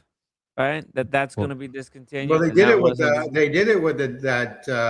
OP. Daytona. They did it with that the Pepsi. Yeah, Le Mans. They did it with the Le Mans Daytona. They cut it in 6 months. Celebration. No, but then they released a different color. No, it was the other one. Celebration. The one with the multiple colored ones, look like Wonder Bread. Jigsaw date. Jigsaw, they only did it for 1 year. Date. Yeah. And also the one with the bubbles, the celebration dial. They only did that for 1 year. Bubble. Yeah, the Wonder Bread. But here's the thing. They created this is like a different line that they introduced. They had the celebration. They had the first color of celebration. First of all, they had the Tiffany. Is Tiffany still available? I think Tiffany 41 is discontinued though. It's available in 36. I think the 36 is still available. Yeah, you see, it's just totally random. Why would the Tiffany 41 be discontinued? Oh, just No, because. Then they had the celebration, right, okay. But they have a replacement for the celebration. How is this a celebration? It's not really. It's like a completely new model. I mean, this could they could be, it's a 100-year anniversary model, and it's a cash cow. They could be making these for 10 years. They could make these for 100 years. There's no precedent because they never created anything like this in the past. I understand you're saying celebration, but they have a celebration. So I think the new celebration, that one probably is going to be discontinued after a year, right? With the squares, the one that Muhammad got. But I don't see precedent for this one to be discontinued. Why would they? Well, it's only because it's the centenary watch, and it's how long do you celebrate the centenary watch? Unless, as you said, it becomes an established what about look at we don't know. We're all hypothesizing. Look at Kermit, right? Kermit, when Rolex made Kermit the 50th anniversary, that was to celebrate 50th anniversary of Submariner, and that became a completely new line. Since that point on, they didn't discontinue it after 1 year. I mean, they probably should have made Kermit for 1 year and then discontinue. Same thing with the Cermit, with the latest one. That's for like 70th anniversary, but they're continuing to make it. So there's a chance that they're just gonna keep making these. There's no precedent for something like this yet. This is a completely new model. So, and I think it's all speculation. I mean, it could be a 1 year and then it's cut off. We can never tell with Rolex. It's just that although the Kermit, the original Kermit, was for the 50th anniversary, it was not known as the 50th anniversary Submariner. It was just known as the Kermit. Just as no, it was released for a 50th anniversary of the Submariner. For the 50th anniversary, but it wasn't. It's not called the 50th anniversary Submariner. It's called, it's nicknamed the Kermit. It's just called a Submariner. This is called the 50th anniversary. No, they were celebrating 50th anniversary. They were making a big deal about it. But what's the name of this watch? Oyster Perpetual. What do they call it? Let's see. Give it the official name. They call it Oyster Perpetual. Yellow gold. They call it oyster steel, and yellow gold symbolizes the celebration of 100 years of the oyster. Celebrating 100 years. On the slate dial, new color for the Oyster Perpetual range. The inscripted 100 years appears at 6 mark. But moreover, each 5-minute interval on the minute track is denoted by a green square, and the name Rolex is pad printed in the same green. The name's emblematic color. Alchemy, form, and function. That's it. I think it's kind of a new range, a new type of. It's the first watch to reach a 100-year anniversary mark point. So it's gonna now how they handle this. I think because it's a new thing for them to do. I think once Submariner reaches 100 years, they're gonna do something like this on the Submariner. They're gonna put 100 years, right? And then we'll see how they're gonna handle the Submariner. Right, but this is first time Oyster Perpetual. But see, here's the thing. Here's the thing about the Le Mans, right? This is why I think this does not really say anything, because what happened? Le Mans, it was Le Mans 100-year anniversary. Guess what?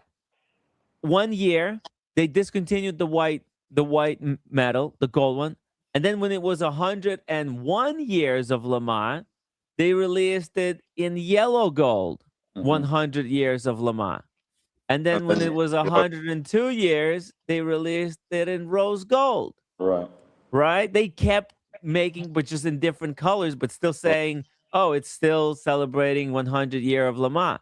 They were milking it. Well, it's already 3 years. Yeah, they're just milking it. Exactly. So that's why I'm saying, like, they might milk this for 10 fucking years. Right? True too. This could be just so I don't think it's going to be that special. Obviously, Rolex collectors and fanboys, they'll jump on and they'll say, this is so, everything is special, right? Everything is fucking special. This could be their doggest of the doggest. They could fucking flood the market with this shitter.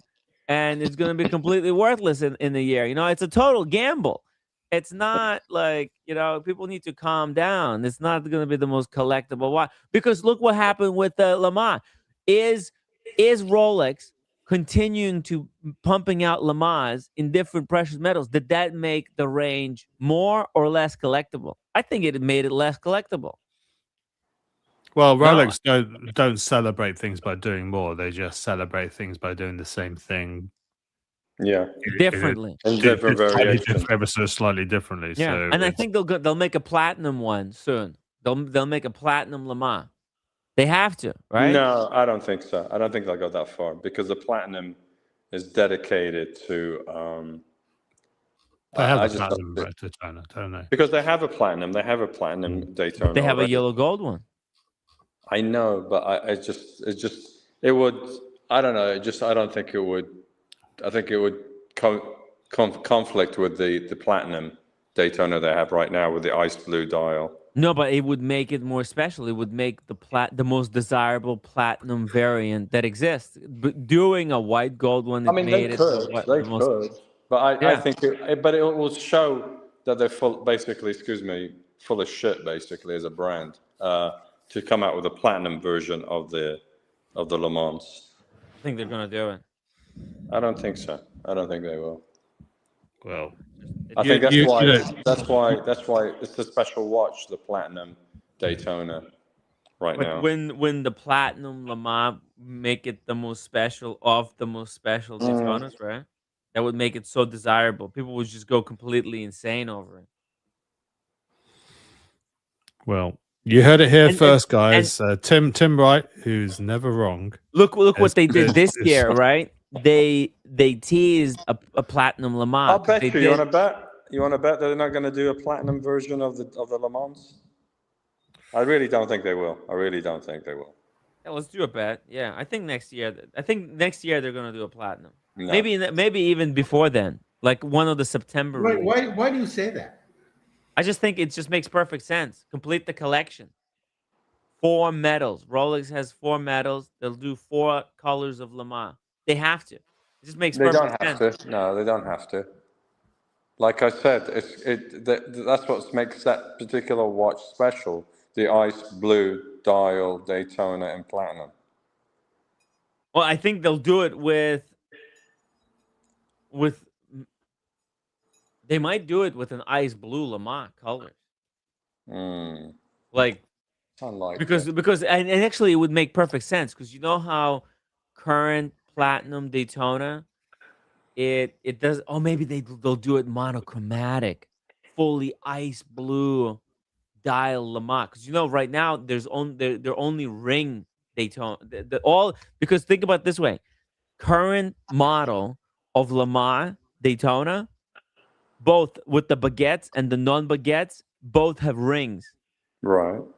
But the previous model, there was one with rings, and then the one with baguettes was fully monochromatic. The rings were were ice blue, matching the dial. Maybe the Le Mans that they saved. Maybe that's why they did. I just don't think they'll do it. I just don't think they'll go that far. I think that was the last one, was the rose gold variation of the Le Mans. But they're still selling it. The rose gold is still in production. Yeah. They're putting it out. Yeah. I think once that is done, boom, we'll see it. We'll see the platinum one. I'm. How much do you want to bet? $100? I'll bet you $100. Sure. Let's do it. All right. It's so you hear it, guys. So when do you think you think it's next year? Yeah, as soon as this one goes out of production, the next one's gonna come out. It might actually even be this year. It might be this year. So how long of a period of time do you want me to give you? A year or 2 years? Well, give me a year, at least until the next Watches and Wonders.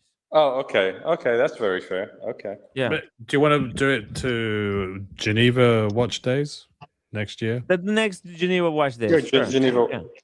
Yeah. I think before then it'll be it, because actually it might come out during Geneva Watch Days. Actually, it might come out in a couple of weeks. But yeah, we're just giving you extra time. He's giving you very favorable terms. Yeah. Very favorable terms. And Mike is taking 10-1 odds on that. Nice. No. Very generous, Mike. Very generous, Mike. That would be helpful. Look, I'll buy you a drink, and well, we need to see. We need to look. I think we can probably much trust that Mike has the $100. We just need to see Tim. Yeah. We need to have some collateral. I have at least. I have some cookies here. We have to put it in escrow. Your $100.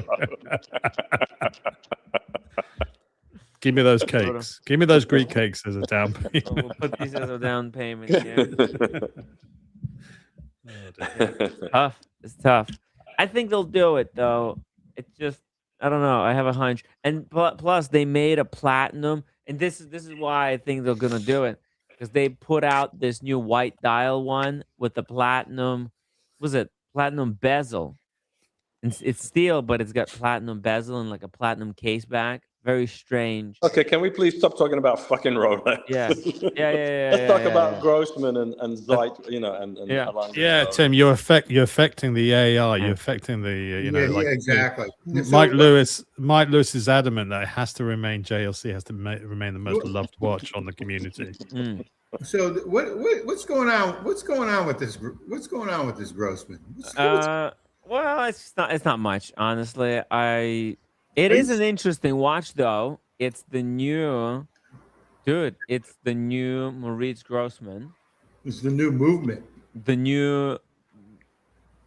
That's a new movement. It's the new movement. No, I think it's just the new finish, just the way they've done it. Okay, I think it's a new movement. That's a different movement than what you have. Yes, it is different, but I think it's their other movement. I think they might have this movement in other. It's devalued your watch even further now. God. Oh yeah, no, my watch couldn't be worth less. It's unsellable. It's not even worth less. It's unsellable. Yeah, and that's why I had it cleaned. I'm gonna get some pictures and just list it on Chrono 24. Hopefully, somebody will buy it. But check this out. This one, it's a 36 mil, 8.5 thickness. Very nice, very nice size. Very thin, yeah. And the dial is manually crafted. Let's see here, beige silver plating by friction technique for background breast base and engraving, Roman numerals filled with turquoise lacquer. So it's really beautiful craftsmanship on the dial. You see, the numerals are engraved and then filled with this Tiffany color lacquer. That's bullshit. It looks so nice. It's bullshit. What? Yeah, I don't like it. I don't like the dial. I mean, I love Grossmann. I love the movement. I just don't think they're having that turquoise color for the numerals does it any real favors. Hey, Tim? Yeah. Actually, if you want to go to Exquisite Timepieces, they're a authorized dealer on Grossmann. You can see enough different variations of their dials. They do make actually some very, very nice watches. I've tried on 2 or 3 of them because Oliver Smith is close to me, and they're an authorized dealer in Scottsdale. Okay. Both you mentioned both excellent watch retailers. Oh, they got some nice stuff here. They do make nice watches. Wow. Without a doubt, Maurice Grossmann. Oh yeah. Yes. They're solid. I mean, they're very good quality. Wow, I think these are the Vura line and possibly this guilloche. That looks like got a tourbillon tremblage, which is really nice. Yes. Beautiful guilloche. This is the green tremblage, and then they have this one with the paint dials. It looks like this one right here, the 37. That's very close to this new one. Then you can see it. Look at this one. That's using that silver plated technique. See that the texture on the dial is unlike anything you will ever see anywhere. It's so. Let me see if I can. I think they only make about 300 watches a year. Isn't that right? Yes. Yeah, it's very limited production. Very small number of pieces. Very, very limited. They're pricey though. They're not. They've got pricey in the past 2-3 years, especially lately. Yeah, but Mike, you can just buy it on the secondary market for a quarter of the price. Maybe less than a quarter. Maybe a quarter, less than a quarter. Here's Moritz Grossmann website. Oh, this one is with their pendulum movement. This is a very interesting. I almost bought the Heritage Power Reserve with the salmon dial. It's a nice watch. They had one at the Oliver Smith about a couple of years ago. Really? Almost bought it, yeah. Oh. I changed my mind at the last minute. Okay. Now let's see here. I've got them. I put my name down for a Cartier cloche, so hopefully they'll come through for me, in over time. Yeah, I think Cartier cloche is going to be a lot more collectible. Yeah, exactly. This is the problem with Moritz Grossmann is the collectability. They need to somehow, I don't know, they need to do something about. Although they are building their collection in a kind of a smart way, it's they just need some type of kick. It just hasn't got caught. It hasn't caught on. That's the thing with them. Yes. I don't know if it's about marketing they need to really push the brand, or someone to get behind it. Yeah, I think so. I think it's marketing. Because I mean, I'm not doubting the technical prowess of the skill that goes into making it, but it doesn't look like anything that there isn't already out there in some instances. Like that. I think that's the problem, is that it doesn't look too distinctive. So I mean, where else can you get an automatic watch with the pendulum system like that? I mean, no, is it a necessary thing? No. Forget you. No, I'm talking about the dial. The heart of the watch, amazing, absolutely amazing. I get you that. But that looks like, I don't know, like any other sort of watch face. Oh, you know what it is then? It's truly like you have to see these watches in person, because I get it. I totally get what you're saying. Like you look at it in the images, it doesn't look all that, but seeing it up close and how fine, like look at those hands. Okay, like just check out how thin. Let me get the close up here. How thin those hands are. And these are handmade hands. Let's see. Let me get the close up. I think the challenge for brands is that if you were to take away the actual name of the brand on the watch, could you actually recognize it for that particular brand? You couldn't confuse a JLC reverser for anything other than a JLC reverser. I mean, unless it's a clone. The Daytona, you don't have to have the word Rolex or Daytona on it. You'll recognize it. Speedmaster, Monaco, even they all have AP, like Royal Oak, Nautilus. They all have very distinctive looks which are unique to or associated with them. Even funny enough, Alex, my recent purchase. If you take off the name Kadoki on the dial, you see the dial, you recognize it. You recognize the Kadoki. Exactly, and that's, I think they're missing. And I like your watch, Timmy. I mean, I would. You don't have to sugarcoat it for me, man. No, I would offer you. I can handle it, man. I would offer you £5 for it, £5. But the issue. No, it's exquisitely, the trembolage, the way it's been carved out, that is fantastic. But to the most of the people out there, there's got to be no real interest in this watch unless you know. And that's the problem. I guess the marketing and the branding is. Yeah, if there is a weak link in the case, it will be, I guess, the case is that it's too maybe it's too simple, right? Because maybe it's just too generic. It is don't get me wrong, it is a really nice case, but from the distance, right? Like you said, it's not instantly recognizable because when you look at other micro brands, they all have a like a very instantly recognizable case. There's something going on with the shape. Even like, well, like for example, Recepi, right? Where he Yeah, had a master create the case for him, right? Moser, you know, But that was even they, Moser, yeah, yeah, the yeah. streamliner. You're not going to confuse that with any other manufacturer, Oh, and but that's even what their regular line, like the one that Pioneer, Manny has, uh, I forget the Endeavor. name of that mob. Is it in there? But it's got a very unique, it's very sporty dress watch, Yeah, right? It's got yeah, yeah. that side scalloping. It's There's simple finishing. but attractive.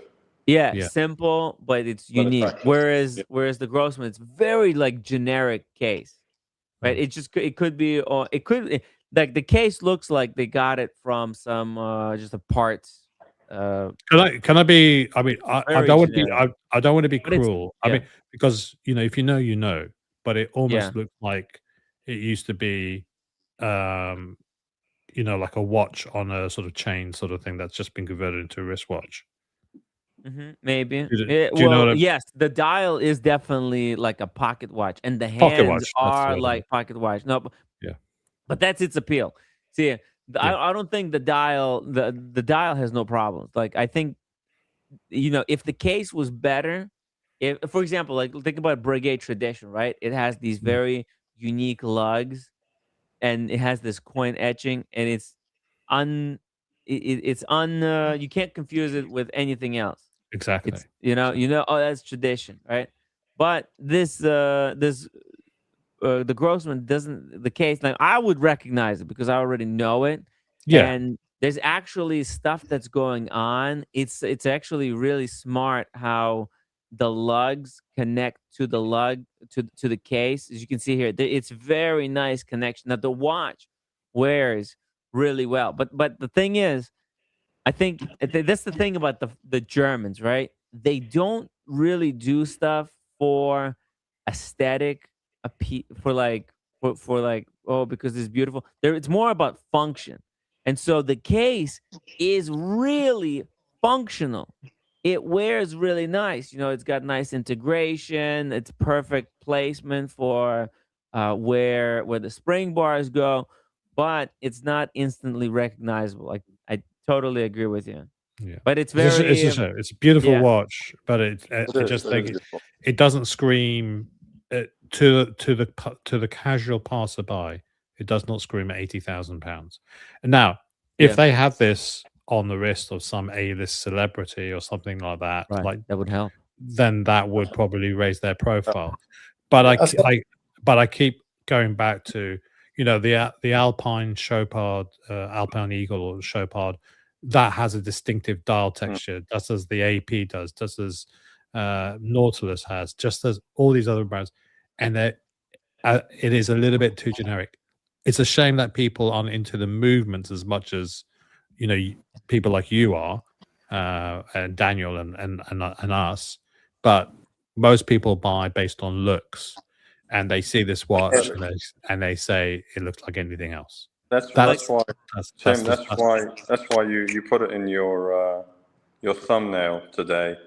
You can never put this on the level of although they make excellent watches, and as I said, Grossmann is a very good quality watch without a doubt, and they're beautifully made. But you can never be on the level of Lange and Zona. They have distinctive looks of their watches.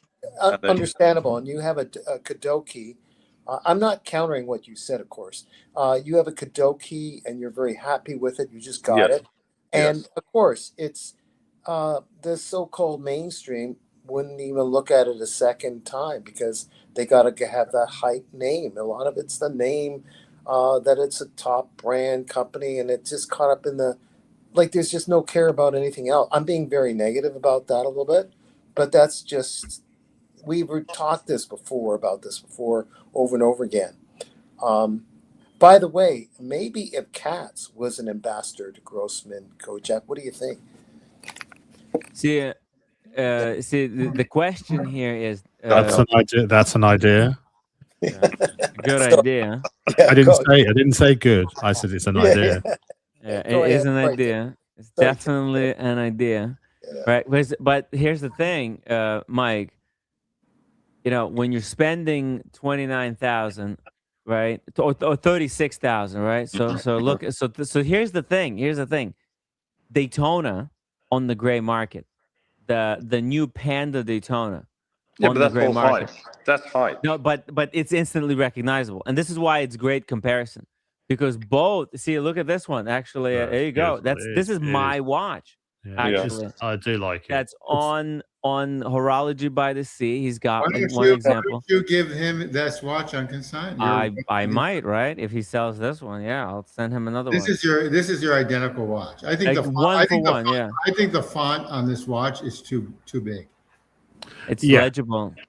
Yeah, and Tim G, I think that's the point I'm trying to make with the watch that Tim was showing earlier on, with the massive, tall Roman numerals. It's way too big.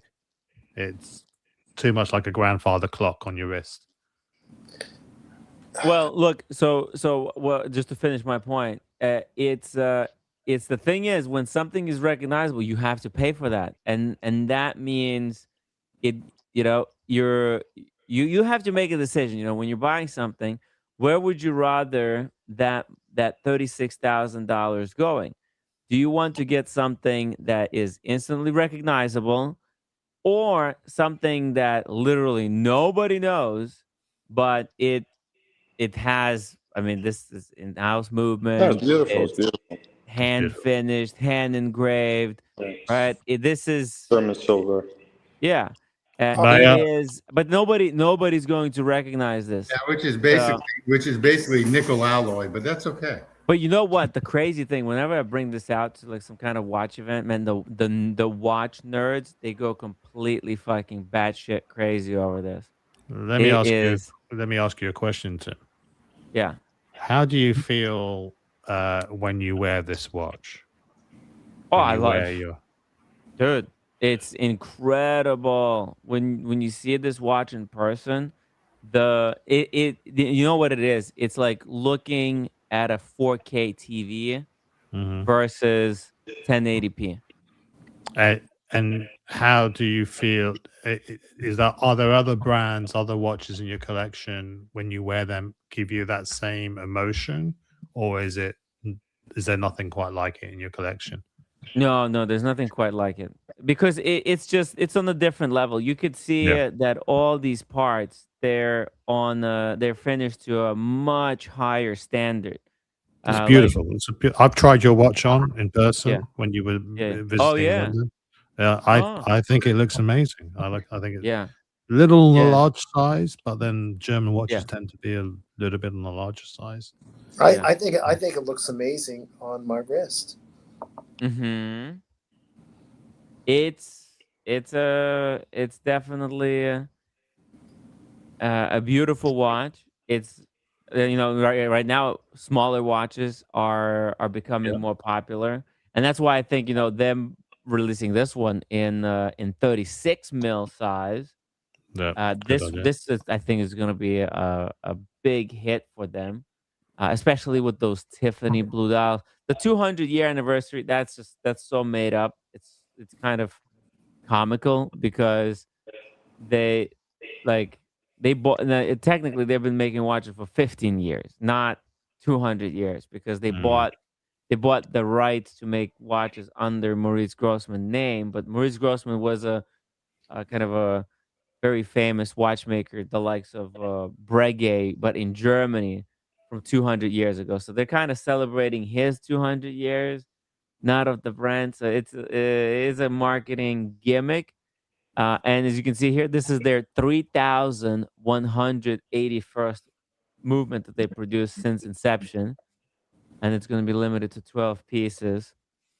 It is,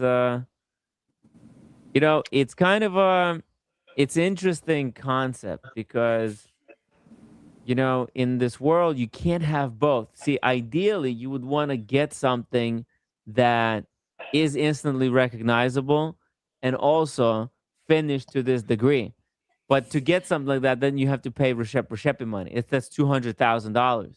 But I really feel like maybe it's not quite Reshepi, No. but No. because it doesn't have that name. But Doesn't have that finishing staff. wise, It's a hype it watch. is really well finished. It is the closest thing to Reshepi. You know, if Reshepi at retail is 80,000, this one is like 80% there, I would say, to Reshepi. But then Reshepi obviously got that, you know, status, and you have to pay for that status. So you know, and that's the thing in this world, only one watch, maybe tops two, could be that hype, that recognizable, right? We got Roger Smith, that's UK, and then we got Reshepi, that's Swiss, and you know we got Philip Dufour, and then that's pretty much it. From Global and then, you know, Force. Voutilainen, Gruber Force.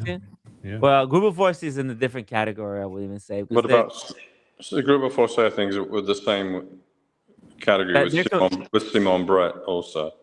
Like a Simon Brett, maybe. Yeah.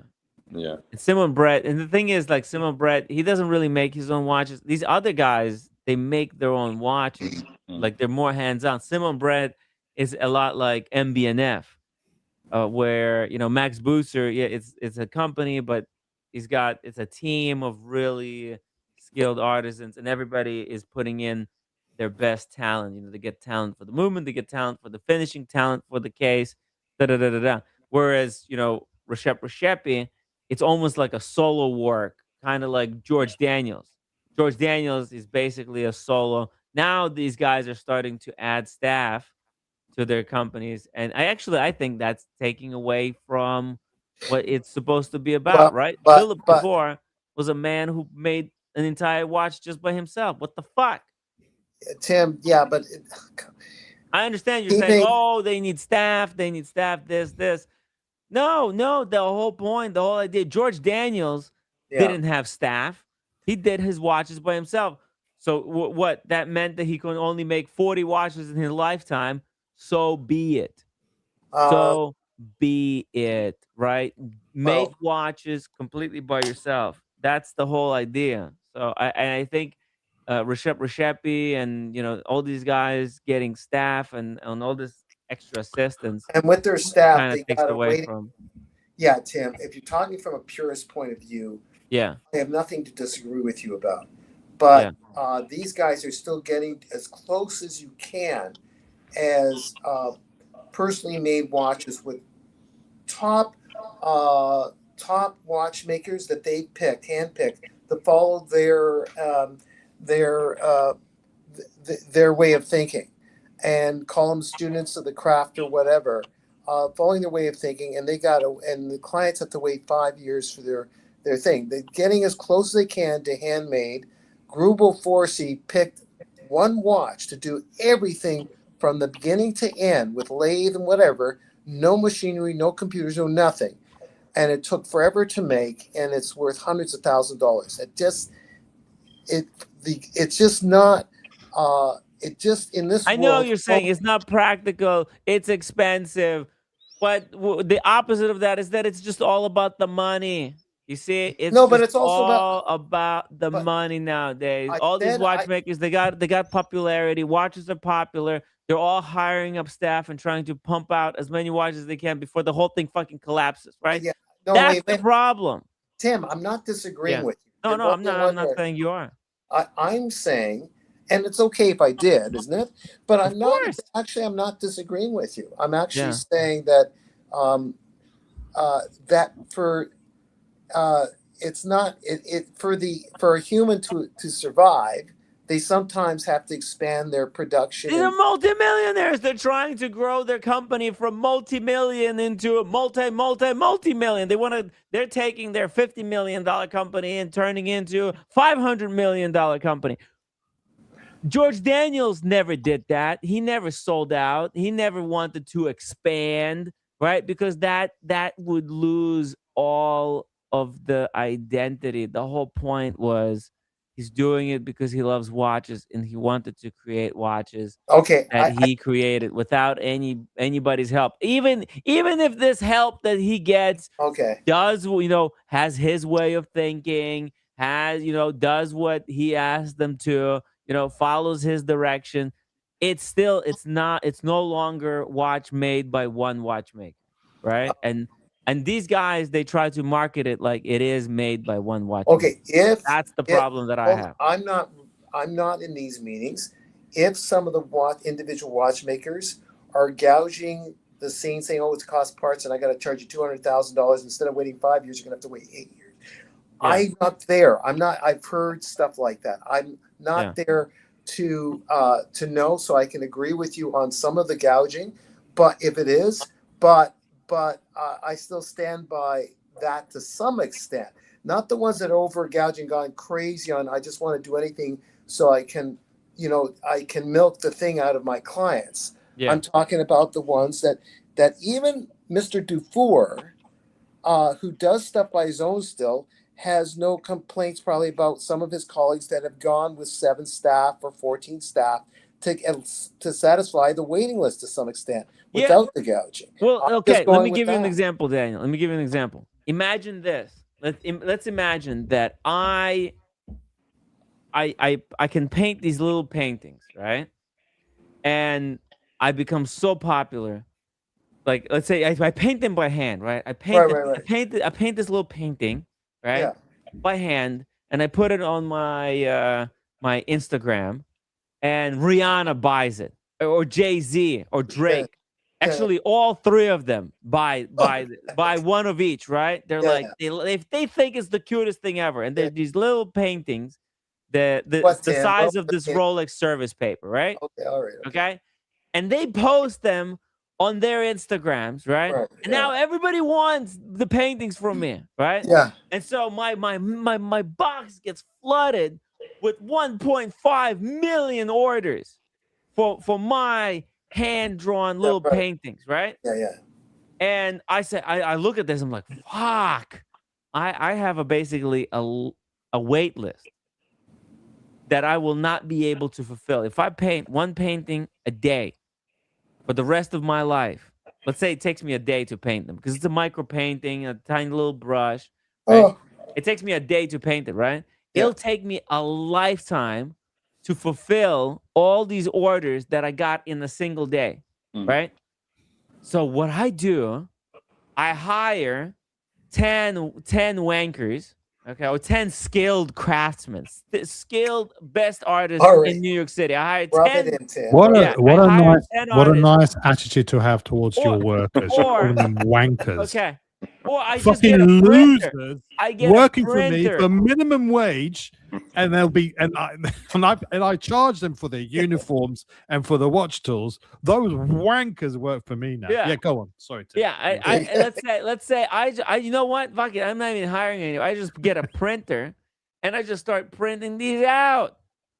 And then just sign it. And just signing them. Yeah, I just print them out and sign them. This is what's happening. Do you understand? Or even still, you could pick up the brush, put a dab of paint on it, and just put one stroke on it to say that you did. Actually. Yeah. I did a stroke in there, right? I use AI. I call Ronald. I say, hey, Ronald, I got 1.5 million orders for these paintings. Use your AI. Create an AI algorithm for me to create art pieces in my style, but just randomize it with one stroke missing, and actually half a stroke, and create this algorithm for me, and I'll print them out. I'll add one final half stroke, I'll sign it, and I'll send it out the way that Ronald created the algorithm for me, for the channel, right? And then I send these out to my customer. This is what's going on in the industry. You understand? People get on the wait list for these watchmakers because they were when they got on the list, this watchmaker was the only person making the watch. And now that there is 700 people on the wait list, this guy's like, oh shit, I'll never be able to fulfill these orders. Yeah. So they hire, 10, 15 staff, however they Right, need right. to start getting help. And then they just, at the end, they just stamp their name. They pull the lever that dabs the dial with their name. Is that what you're saying? Is that what but- you're saying that Rishepi's doing? No, that's not what I'm No. saying. I'm just saying that this stuff like this is kind of what's going on in watch industry right now. Tim, but the whole the name of the game is keeping it scarce. The scarcity of that particular piece still is what makes your name in the limelight. Puts you up in the light because not everybody's going to be able to get that piece. Yeah, because it's a small production, just like these guys, like Rajepi, and all these other guys, because they only produce only a few. So that's why it's as the old game, supply and demand. The old game, supply and demand. And Guys, it's kind of like what Rolex is doing. They're just really good at creating demand. Marketing. Yeah, their marketing machine is so powerful that Okay. even though they're making 1 million watches a year, they're still not meeting the demand. Okay. Now I'm not going to. I can't argue with you, Tim. I'm not going to agree totally. I think there's got to be a gray area to what you said. You made a good example, but there's a gray area if I was an individual, I hear what you're saying, but if I was an individual watchmaker, if I've got my MO, not just my stamp, I'm MO on it, and overseeing these guys are really skilled doing what I believe in doing, and then some part between handling the business and actually using my hands as a watchmaker, I'm kind of okay with it. There's a fine line between going crazy, like where they can get greedy, like what you just said, and where they're sort of keeping the mandate with it, with their watchmakers. They're in tune with really coming up with almost a similar thing as if Reshepi or whoever was making that, Roger Smith or whoever. Roger Smith, maybe 14 people in staff. I hear you. I just don't quite agree with you, and you can't. I'm not here to win the audience. I'm just saying where I am with this. And with What's that, your biggest point of contention? Yeah. No, but what is it? No, I just think there's a gray area. It's not a biggest point. I think there's a gray area where someone with good intentions, satisfy, not about gouging, they're trying to satisfy orders and not just putting their stamp on it. They're trying to get as close to as if they made it themselves with a team of people working on so many watches over the year. With let's say I'm Roger, what's that, Grubel and 4C. Let's say I'm that, and I am Grubel, and I watch over my staff to see they're doing what they're doing. It's got to meet my approval, the escapement, everything, whatever. I'm the guy that makes the final order on the parts. I'm going into it as much as I can that it's following my mandate, and I got 14 people. And also, Grubel 4C is different. Grubel 4C never started out as some of these so-called individual independent watchmakers. There's a lot of watchmakers nowadays. They're individual. They start out full on solo. They make every part of the watch, kind of like Reshepi started out, right? He was making, I think, besides the case, he was making the one. Actually, in the beginning, he was even making the case. And then he got help from I forget the name right now. LVMH. No. The guy who was making cases for Patek Oh, Philippe. the old guy.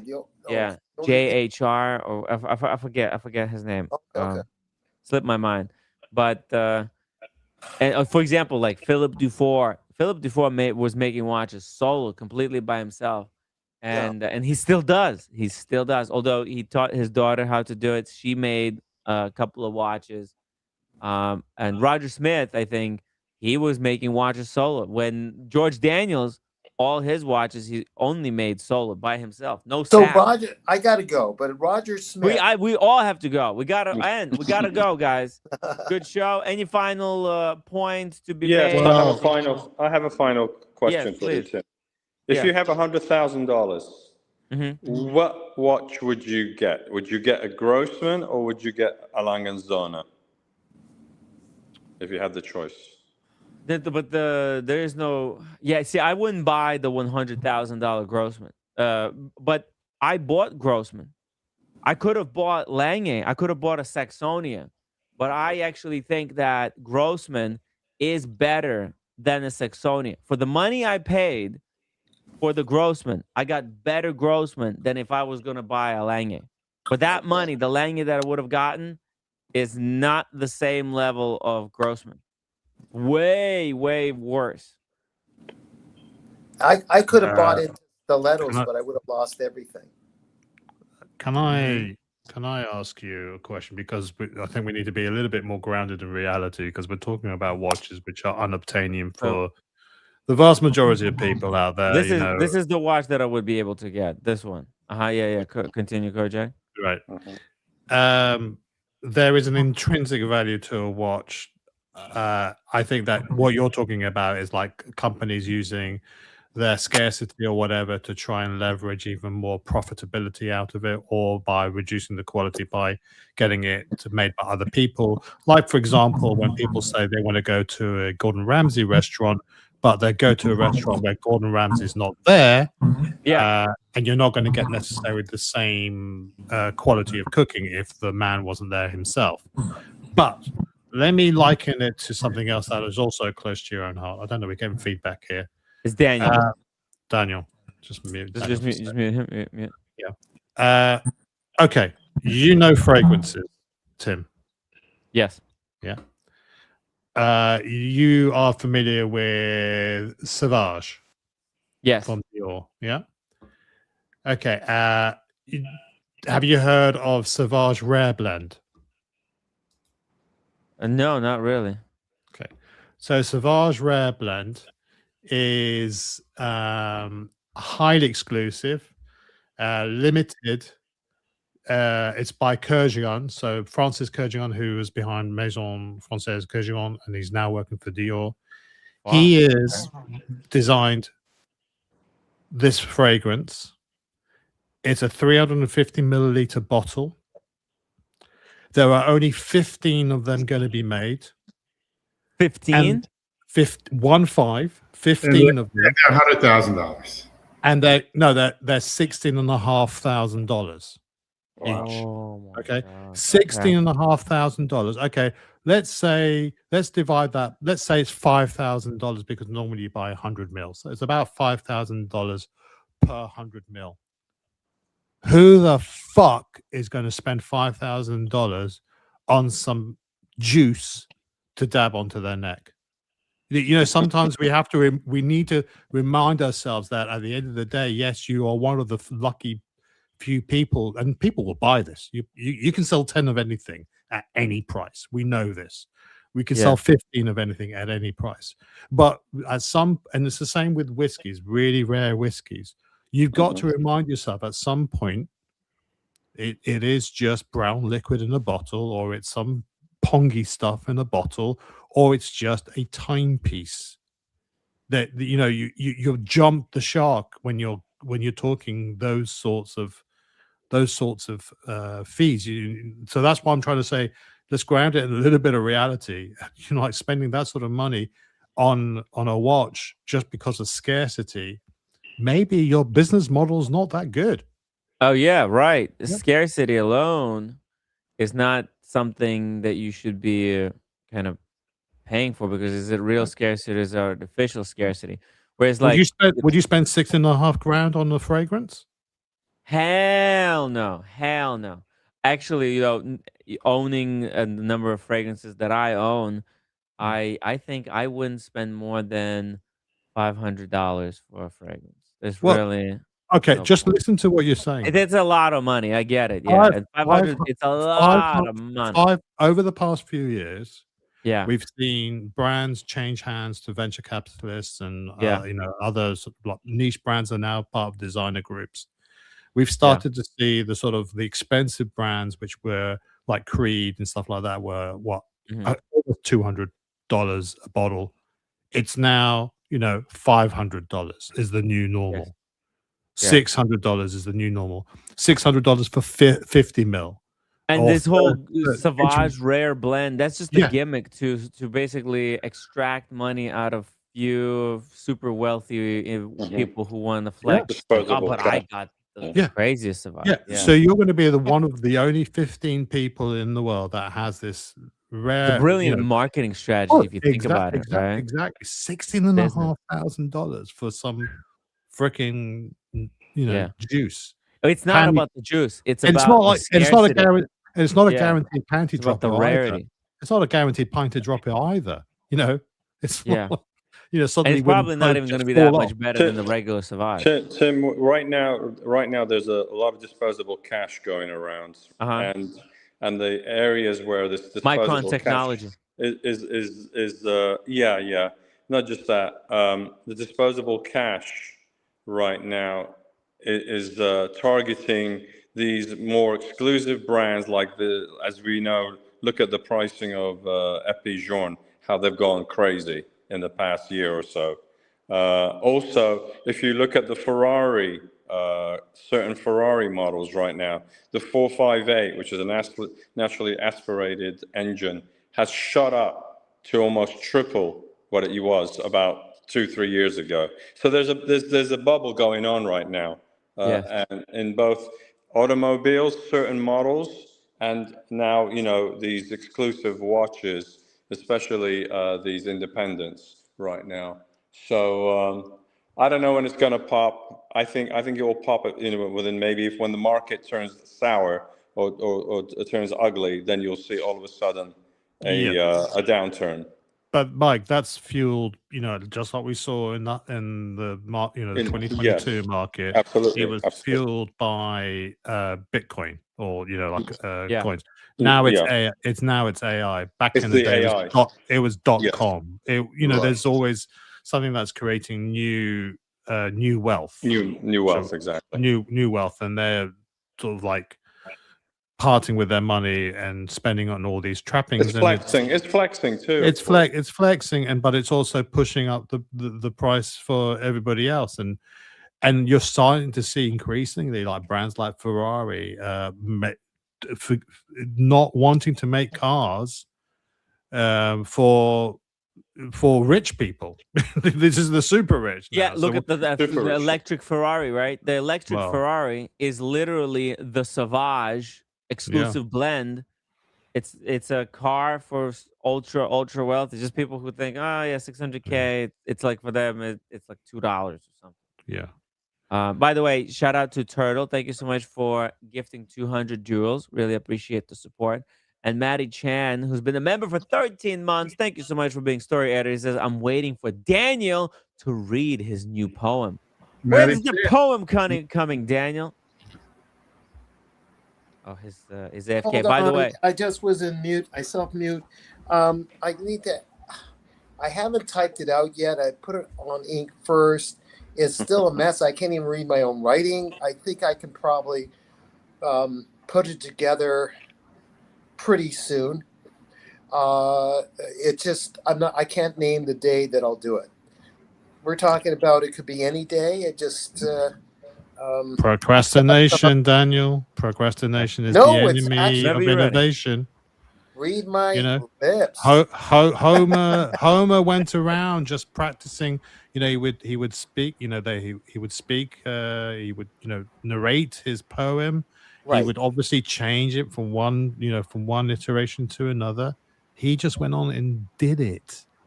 Okay, you know what?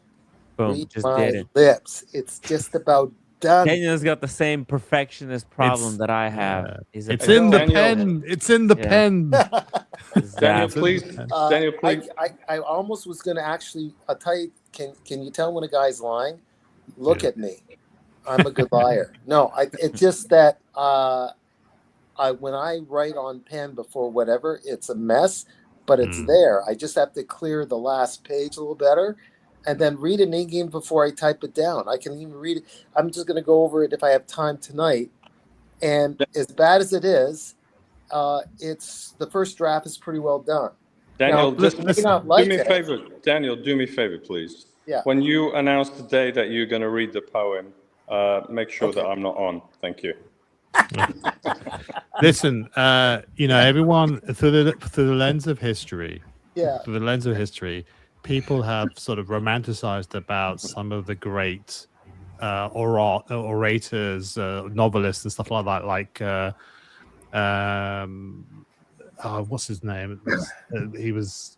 Who's the one that said, "I have nothing to declare but my wit"? Not Paul. Noel Coward or no, not Noel Coward. There's an Irish. He was done. Dylan Thomas. No, that's a singer, an American. But anyway, it was an author, sort of well-known philosopher. Well, not philosopher, like an author. Yeah. And he said that. Now he's remembered for that one of those sayings, that, amongst many other things. Yeah. I'm sure he probably tested that phrase a million times beforehand and got it completely wrong. He might have said, "I've got nothing to declare except for this pile of gunpowder that I want to explode in Parliament." Oh no, that doesn't quite work. Oh, I've got nothing to declare except for my 12-inch cock. No, that didn't quite work. You've got to get it out there, Daniel. Got to get it. Got to workshop it. Yes. Actually, I've been. What's the name? I'm thinking, guys, come on in the chat. I have nothing to declare about my genius or wit. Wasn't it? What's his name? The Irish. Yes, Irish. What the fuck's his name? I forgot his name. Had nothing to declare. He's a famous writer, Irish writer. Oscar Wilde. Thank you, Wilde, Maddie that's it. Chan. Oh, Wilde. damn it! Yeah. God damn it! Yes. Damn it! Tim is so intellectual. No, that's not me. That was Maddie Chan. Oh, in the Maddie chat. Thank you, Matthew. Thanks, man. Thank you, Matthew. Oh, damn! If Maddie Chan reads all of the last Good. well, he's not gonna like my poem. Yeah. But anyways, this unfortunately is rhyme. I don't usually like writing rhyme, but so hope you don't mind. So proof that I actually did write the thing. It's in rhyme mode. So I hope you don't mind. It just ended up that way. So, okay, well, hopefully we'll see. We'll see. Maybe this weekend. I'll try to announce it. I think we should treat it like Schrodinger's cat. For the wine. Either we'll do it. Good We'll do it on the Sunday wine day. It's neither good or bad until we peek at it and peer at it. You know what? Even if it's crap, I'm going to read it. Okay? There we go. There you go. Listen, There if you see what Hollywood is pushing gotta get it out there. If you look what's coming out of Hollywood at the moment, it's dying on its ass because of lack of creativity. You're telling me you can't write something better than the shit that's coming out. Coming out at the moment, and the shitty movies that are coming out too. What was that big blockbuster, Mike and Kojak, that you said that didn't even meet its costs? There was a film that was a real bomb.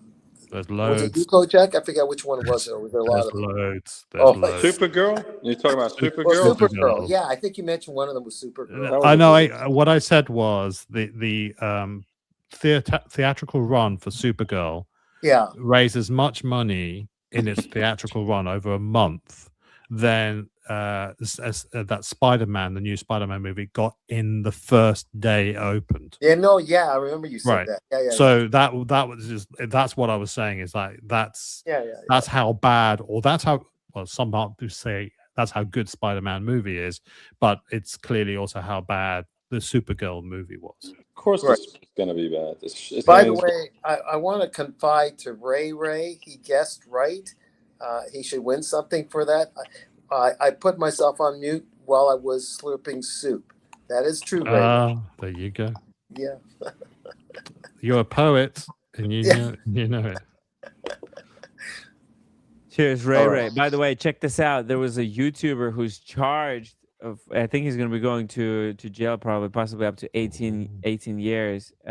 Maybe not. I mean, he only stole $250,000 worth of fragrances. He did a refund fraud scheme where he would order thousands of dollars of fragrances, open them up, take out the bottle, and then inside he would put modeling clay or just other empty bottles, and then seal it back up and send it back like he's doing a return. Yeah. And then Nordstrom reported him. Yeah. And the guy is such a retard. He was actually making return in person, and they caught on to him. They said, "Hey, what if we just open these right here?" And he's like, "Yeah, just open them here." And they opened it up, and it was modeling clay inside. They called the police, and then The police checked his apartment. They found what's it called? The Just a few. heat Just a few. gun. Yeah, yeah, just a few. Get this guy. Let's see. What was his YouTube channel? YouTuber with more than 3,000 followers. That's it. What a wow. Operation Ooh the Fraud. Brutal. Oh, what? Yeah. Yeah. Did Erica come back? Oh, to Erica. I mean, she might actually know this guy. Oh, here we go. Here's Carter's YouTube channel. This is the guy right here. Look at the guy in question. He looks like a fraudster. Oh, last video was 1 year ago. Maybe he started covering his tracks. Let's see. Might have deleted a whole bunch of videos. Who knows? Yeah, or maybe he deleted. Don't you just hate it when YouTubers delete their videos on their channel? Oh, I know, right? Just cover up their track. Look at his face. It doesn't even look real. What the hell? It looks like AI. Is he a Max Looker? Max Looker? He's Max Luxer. Yeah, is it Lux Maxer? This guy. Look how perfect his skin. Is he using a filter or what the hell is going on? Yeah, the film looks weird. That you notice with the spots on there when you were playing it. Yeah, there's spots on the video that gives it away as being AI, but of himself doesn't make sense. Right. I don't get it. Very shady looking guy, and then he created a Patreon where he was giving away fragrances if you join the Patreon. What a disaster! Let's see here. He's got an Instagram account. Oh, it's private. Ooh, he deleted it. Yeah, I think he's covering up his tracks. Yeah. Okay. Look at this. Sexy fragrances exclusive for men. Yeah. It's over. It's over. All these influencers. Yeah, like how did they, there's a lot of people like, how do these influencers afford all these fragrances? Fraud. For many of them. No, I mean, I'm sure there are. No, Oda Erica is legit. Yeah, she was with. She did a collab video with Curly Fragrance, and they were talking about panty droppers. So that's a good video. Oh, I might watch it again after the show. Get some tissue. Yeah. Oh, she's doing some great collabs. You met her in Miami, eh? I did.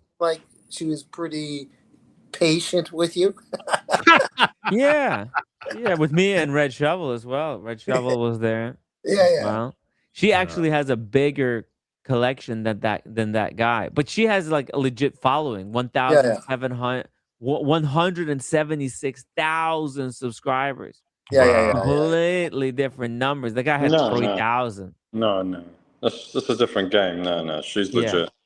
Yeah, and she goes to like factories where she works with the fragrance houses. They do send fragrance houses send her actually fragrances. This guy was a con. I mean, he was trying to see how long he was going to do this con till get caught. That's all it is. Yeah, he was trying to do what Oda Erica doing, but he was trying to con his way to it. You know how they say fake it till you make it? He was going to do fraud until he made it. That's right. And you know that the crazy thing, if he never did the return in person, he probably would have never got caught. No, he would have got caught eventually. They all get caught eventually. Even these Ponzi schemes, it might take a couple of years, 3 years, but it eventually catches up with them. Even, I mean, one of the greatest Ponzi scheme ever, Bernie Madoff, he eventually got caught. But right. So just a matter of time. I mean, this guy, he stole. Think about it, Mike. $250,000 worth of fragrances. If he stopped at 200,000 of fragrances, yeah, but they don't stop till they get caught. But he just wouldn't stop. Yeah, wait, hold on. Dude, you build up a collection. You have a wall of fragrances behind you, right? Yeah. That the camera can't, if the it's all you can't even fit anymore. Like that's what Erica's complaint is that she can't fit any more fragrances. She doesn't want any more. It's too many. Yeah, but this guy. He's got the boost he needed. Now just make the content out of the fragrances that you fucking stole and stop stealing more fragrances. See, if let's say if he did, let's say if he did stop before, at a certain number before, that he had enough to do his content. I think the inspectors, albeit slow, would eventually catch up to the evidence anyways. Here he kept going, so it's actually prove, caught. but it will be hard to prove because you throw Maybe. out the heat gun and Well. the Play-Doh. I mean, that's how they were able to, because the stuff like this, you have to prove it beyond shadow of a doubt. When he was doing these returns online, get this, these places, they don't freaking check. They put it back on the warehouse shelf, and then that gets sold to some next customer. I get it, but he did enough, so even though it'd be hard to prove, like you said, they would have done it. It's just been more homework to do. They wouldn't even care. They wouldn't even care. They just put it. They just eat the loss. They got insurance for that stuff. The only reason, listen, Daniel, the only reason this fucking retard got caught because he bought in one go. He got so brazen. He bought $11,000 worth of fragrances and went to return all of them at the same time in person to Nordstrom. So he wanted to be caught subconsciously, maybe. This guy wanted to be caught. I mean, come on, think about it. Oh no! Maybe they become so delusional. So delusional. That's right, Mike. That's the problem. They become so delusional. Mike, he was gonna do a return for 11,000 worth of fragrance. 11,000. That is mentally insane. It's literally mentally insane to think you can. That's not going to be a red flag. Like, it's not a red flag that when he came in if he done it, and the thing is, if he done it online, he would have fucking got away with it because he would just came into their warehouse, fucking get lost in their warehouse thing, and then if somebody, bought the fragrance that had the Play-Doh, I mean. These guys, I mean, they fulfill millions of orders a day. They wouldn't even give a fuck, They're like, oh, somebody got Play-Doh inside there. Not worth the time to find out who did that fragrance who returned that fragrance, prior to. Just send them the new one. That's it. That's how they handled it up until that point, right? $240,000 they ate. But Tim, the world is full of people that take shortcuts and think they can get away with things.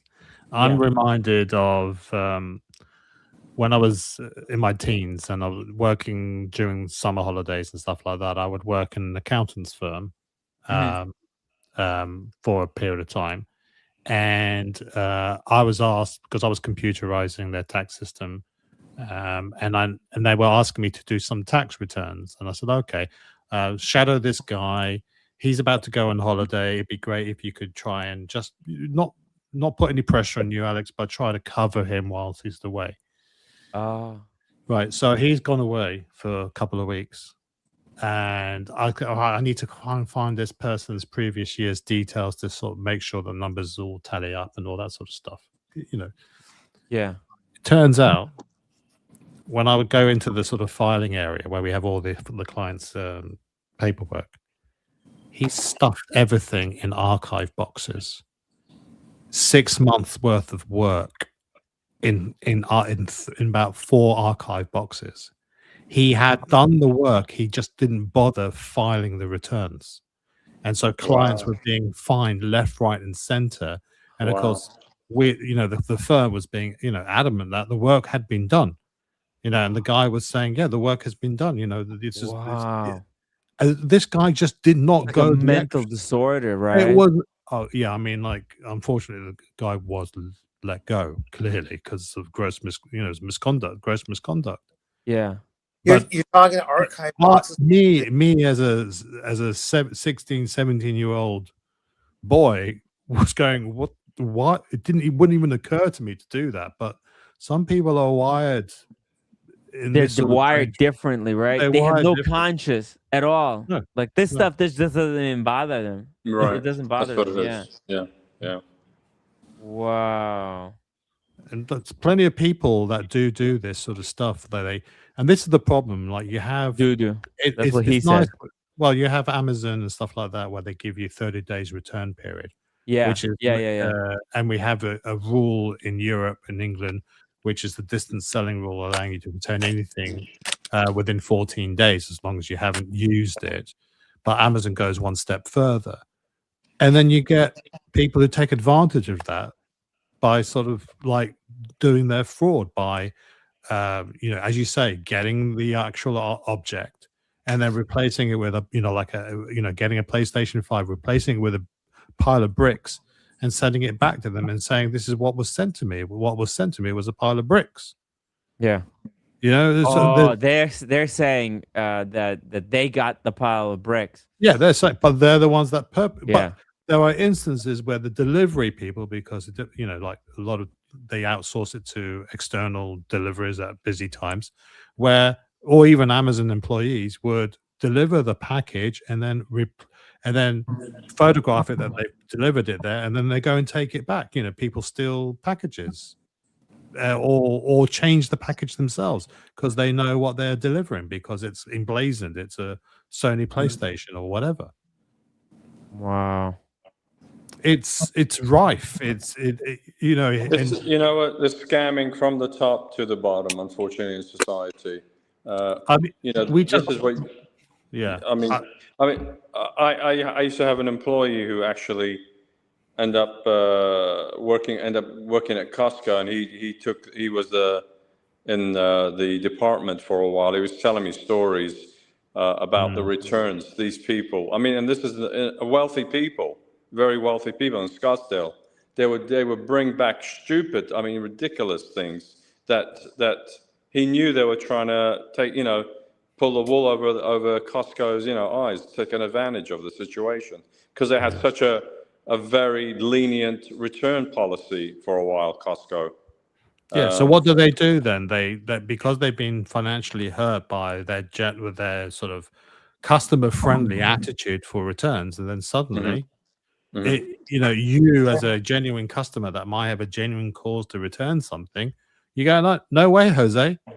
There was one incident I'll tell you real funny, real quick. He said a lady came back with a bottle of Dom Perignon, completely empty, and she said, "I had to throw it out because the champagne didn't have enough bubbles in it." So they laughed at her at first, but she put up such a stink that she demanded to speak to the manager. And in the end, the fucking manager gave her another bottle of Dom Perignon. Wow. As a nuisance payment.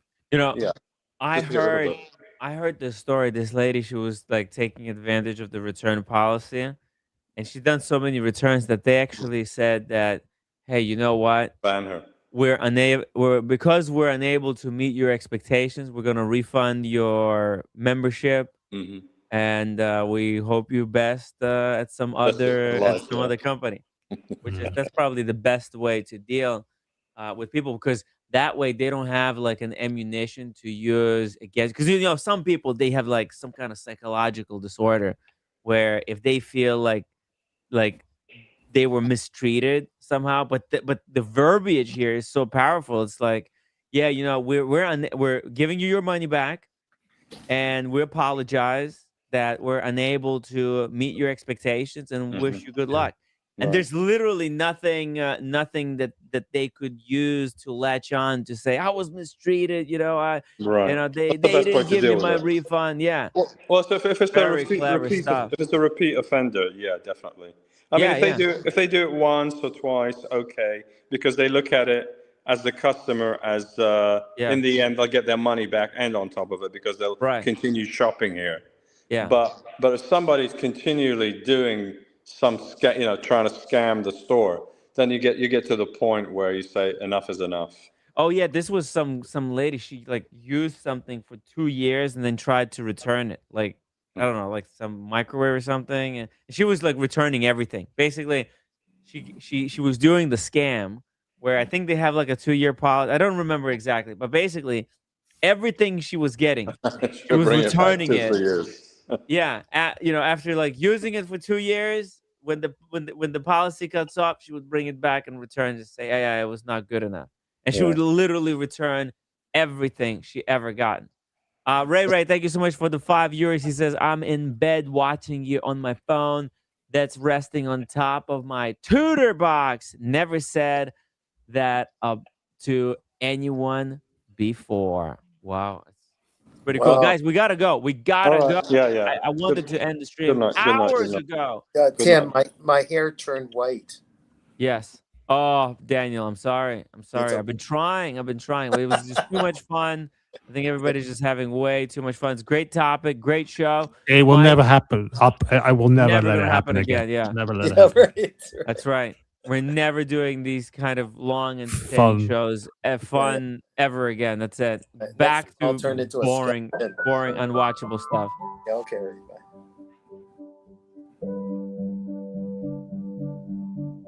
Good night, Kojak. Good night, Mike. Daniel. Good night. Good night. That was a great song, Sound and Vision. I like this song. Blue, electric blue. That's the color of my room where I will live. Blue, and shout out to Tim G. Mr. Terrific. Oh, it's gone, isn't it? Oh. Nothing to read, nothing to say. Good night, guys. Take care. Blue. I will sit right down, waiting for the gift of sound.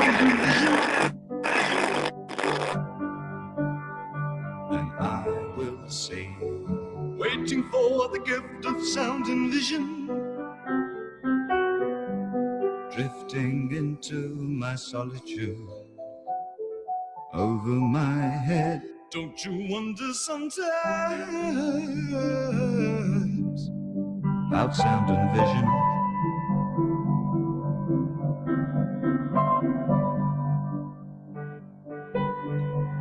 About sound and vision.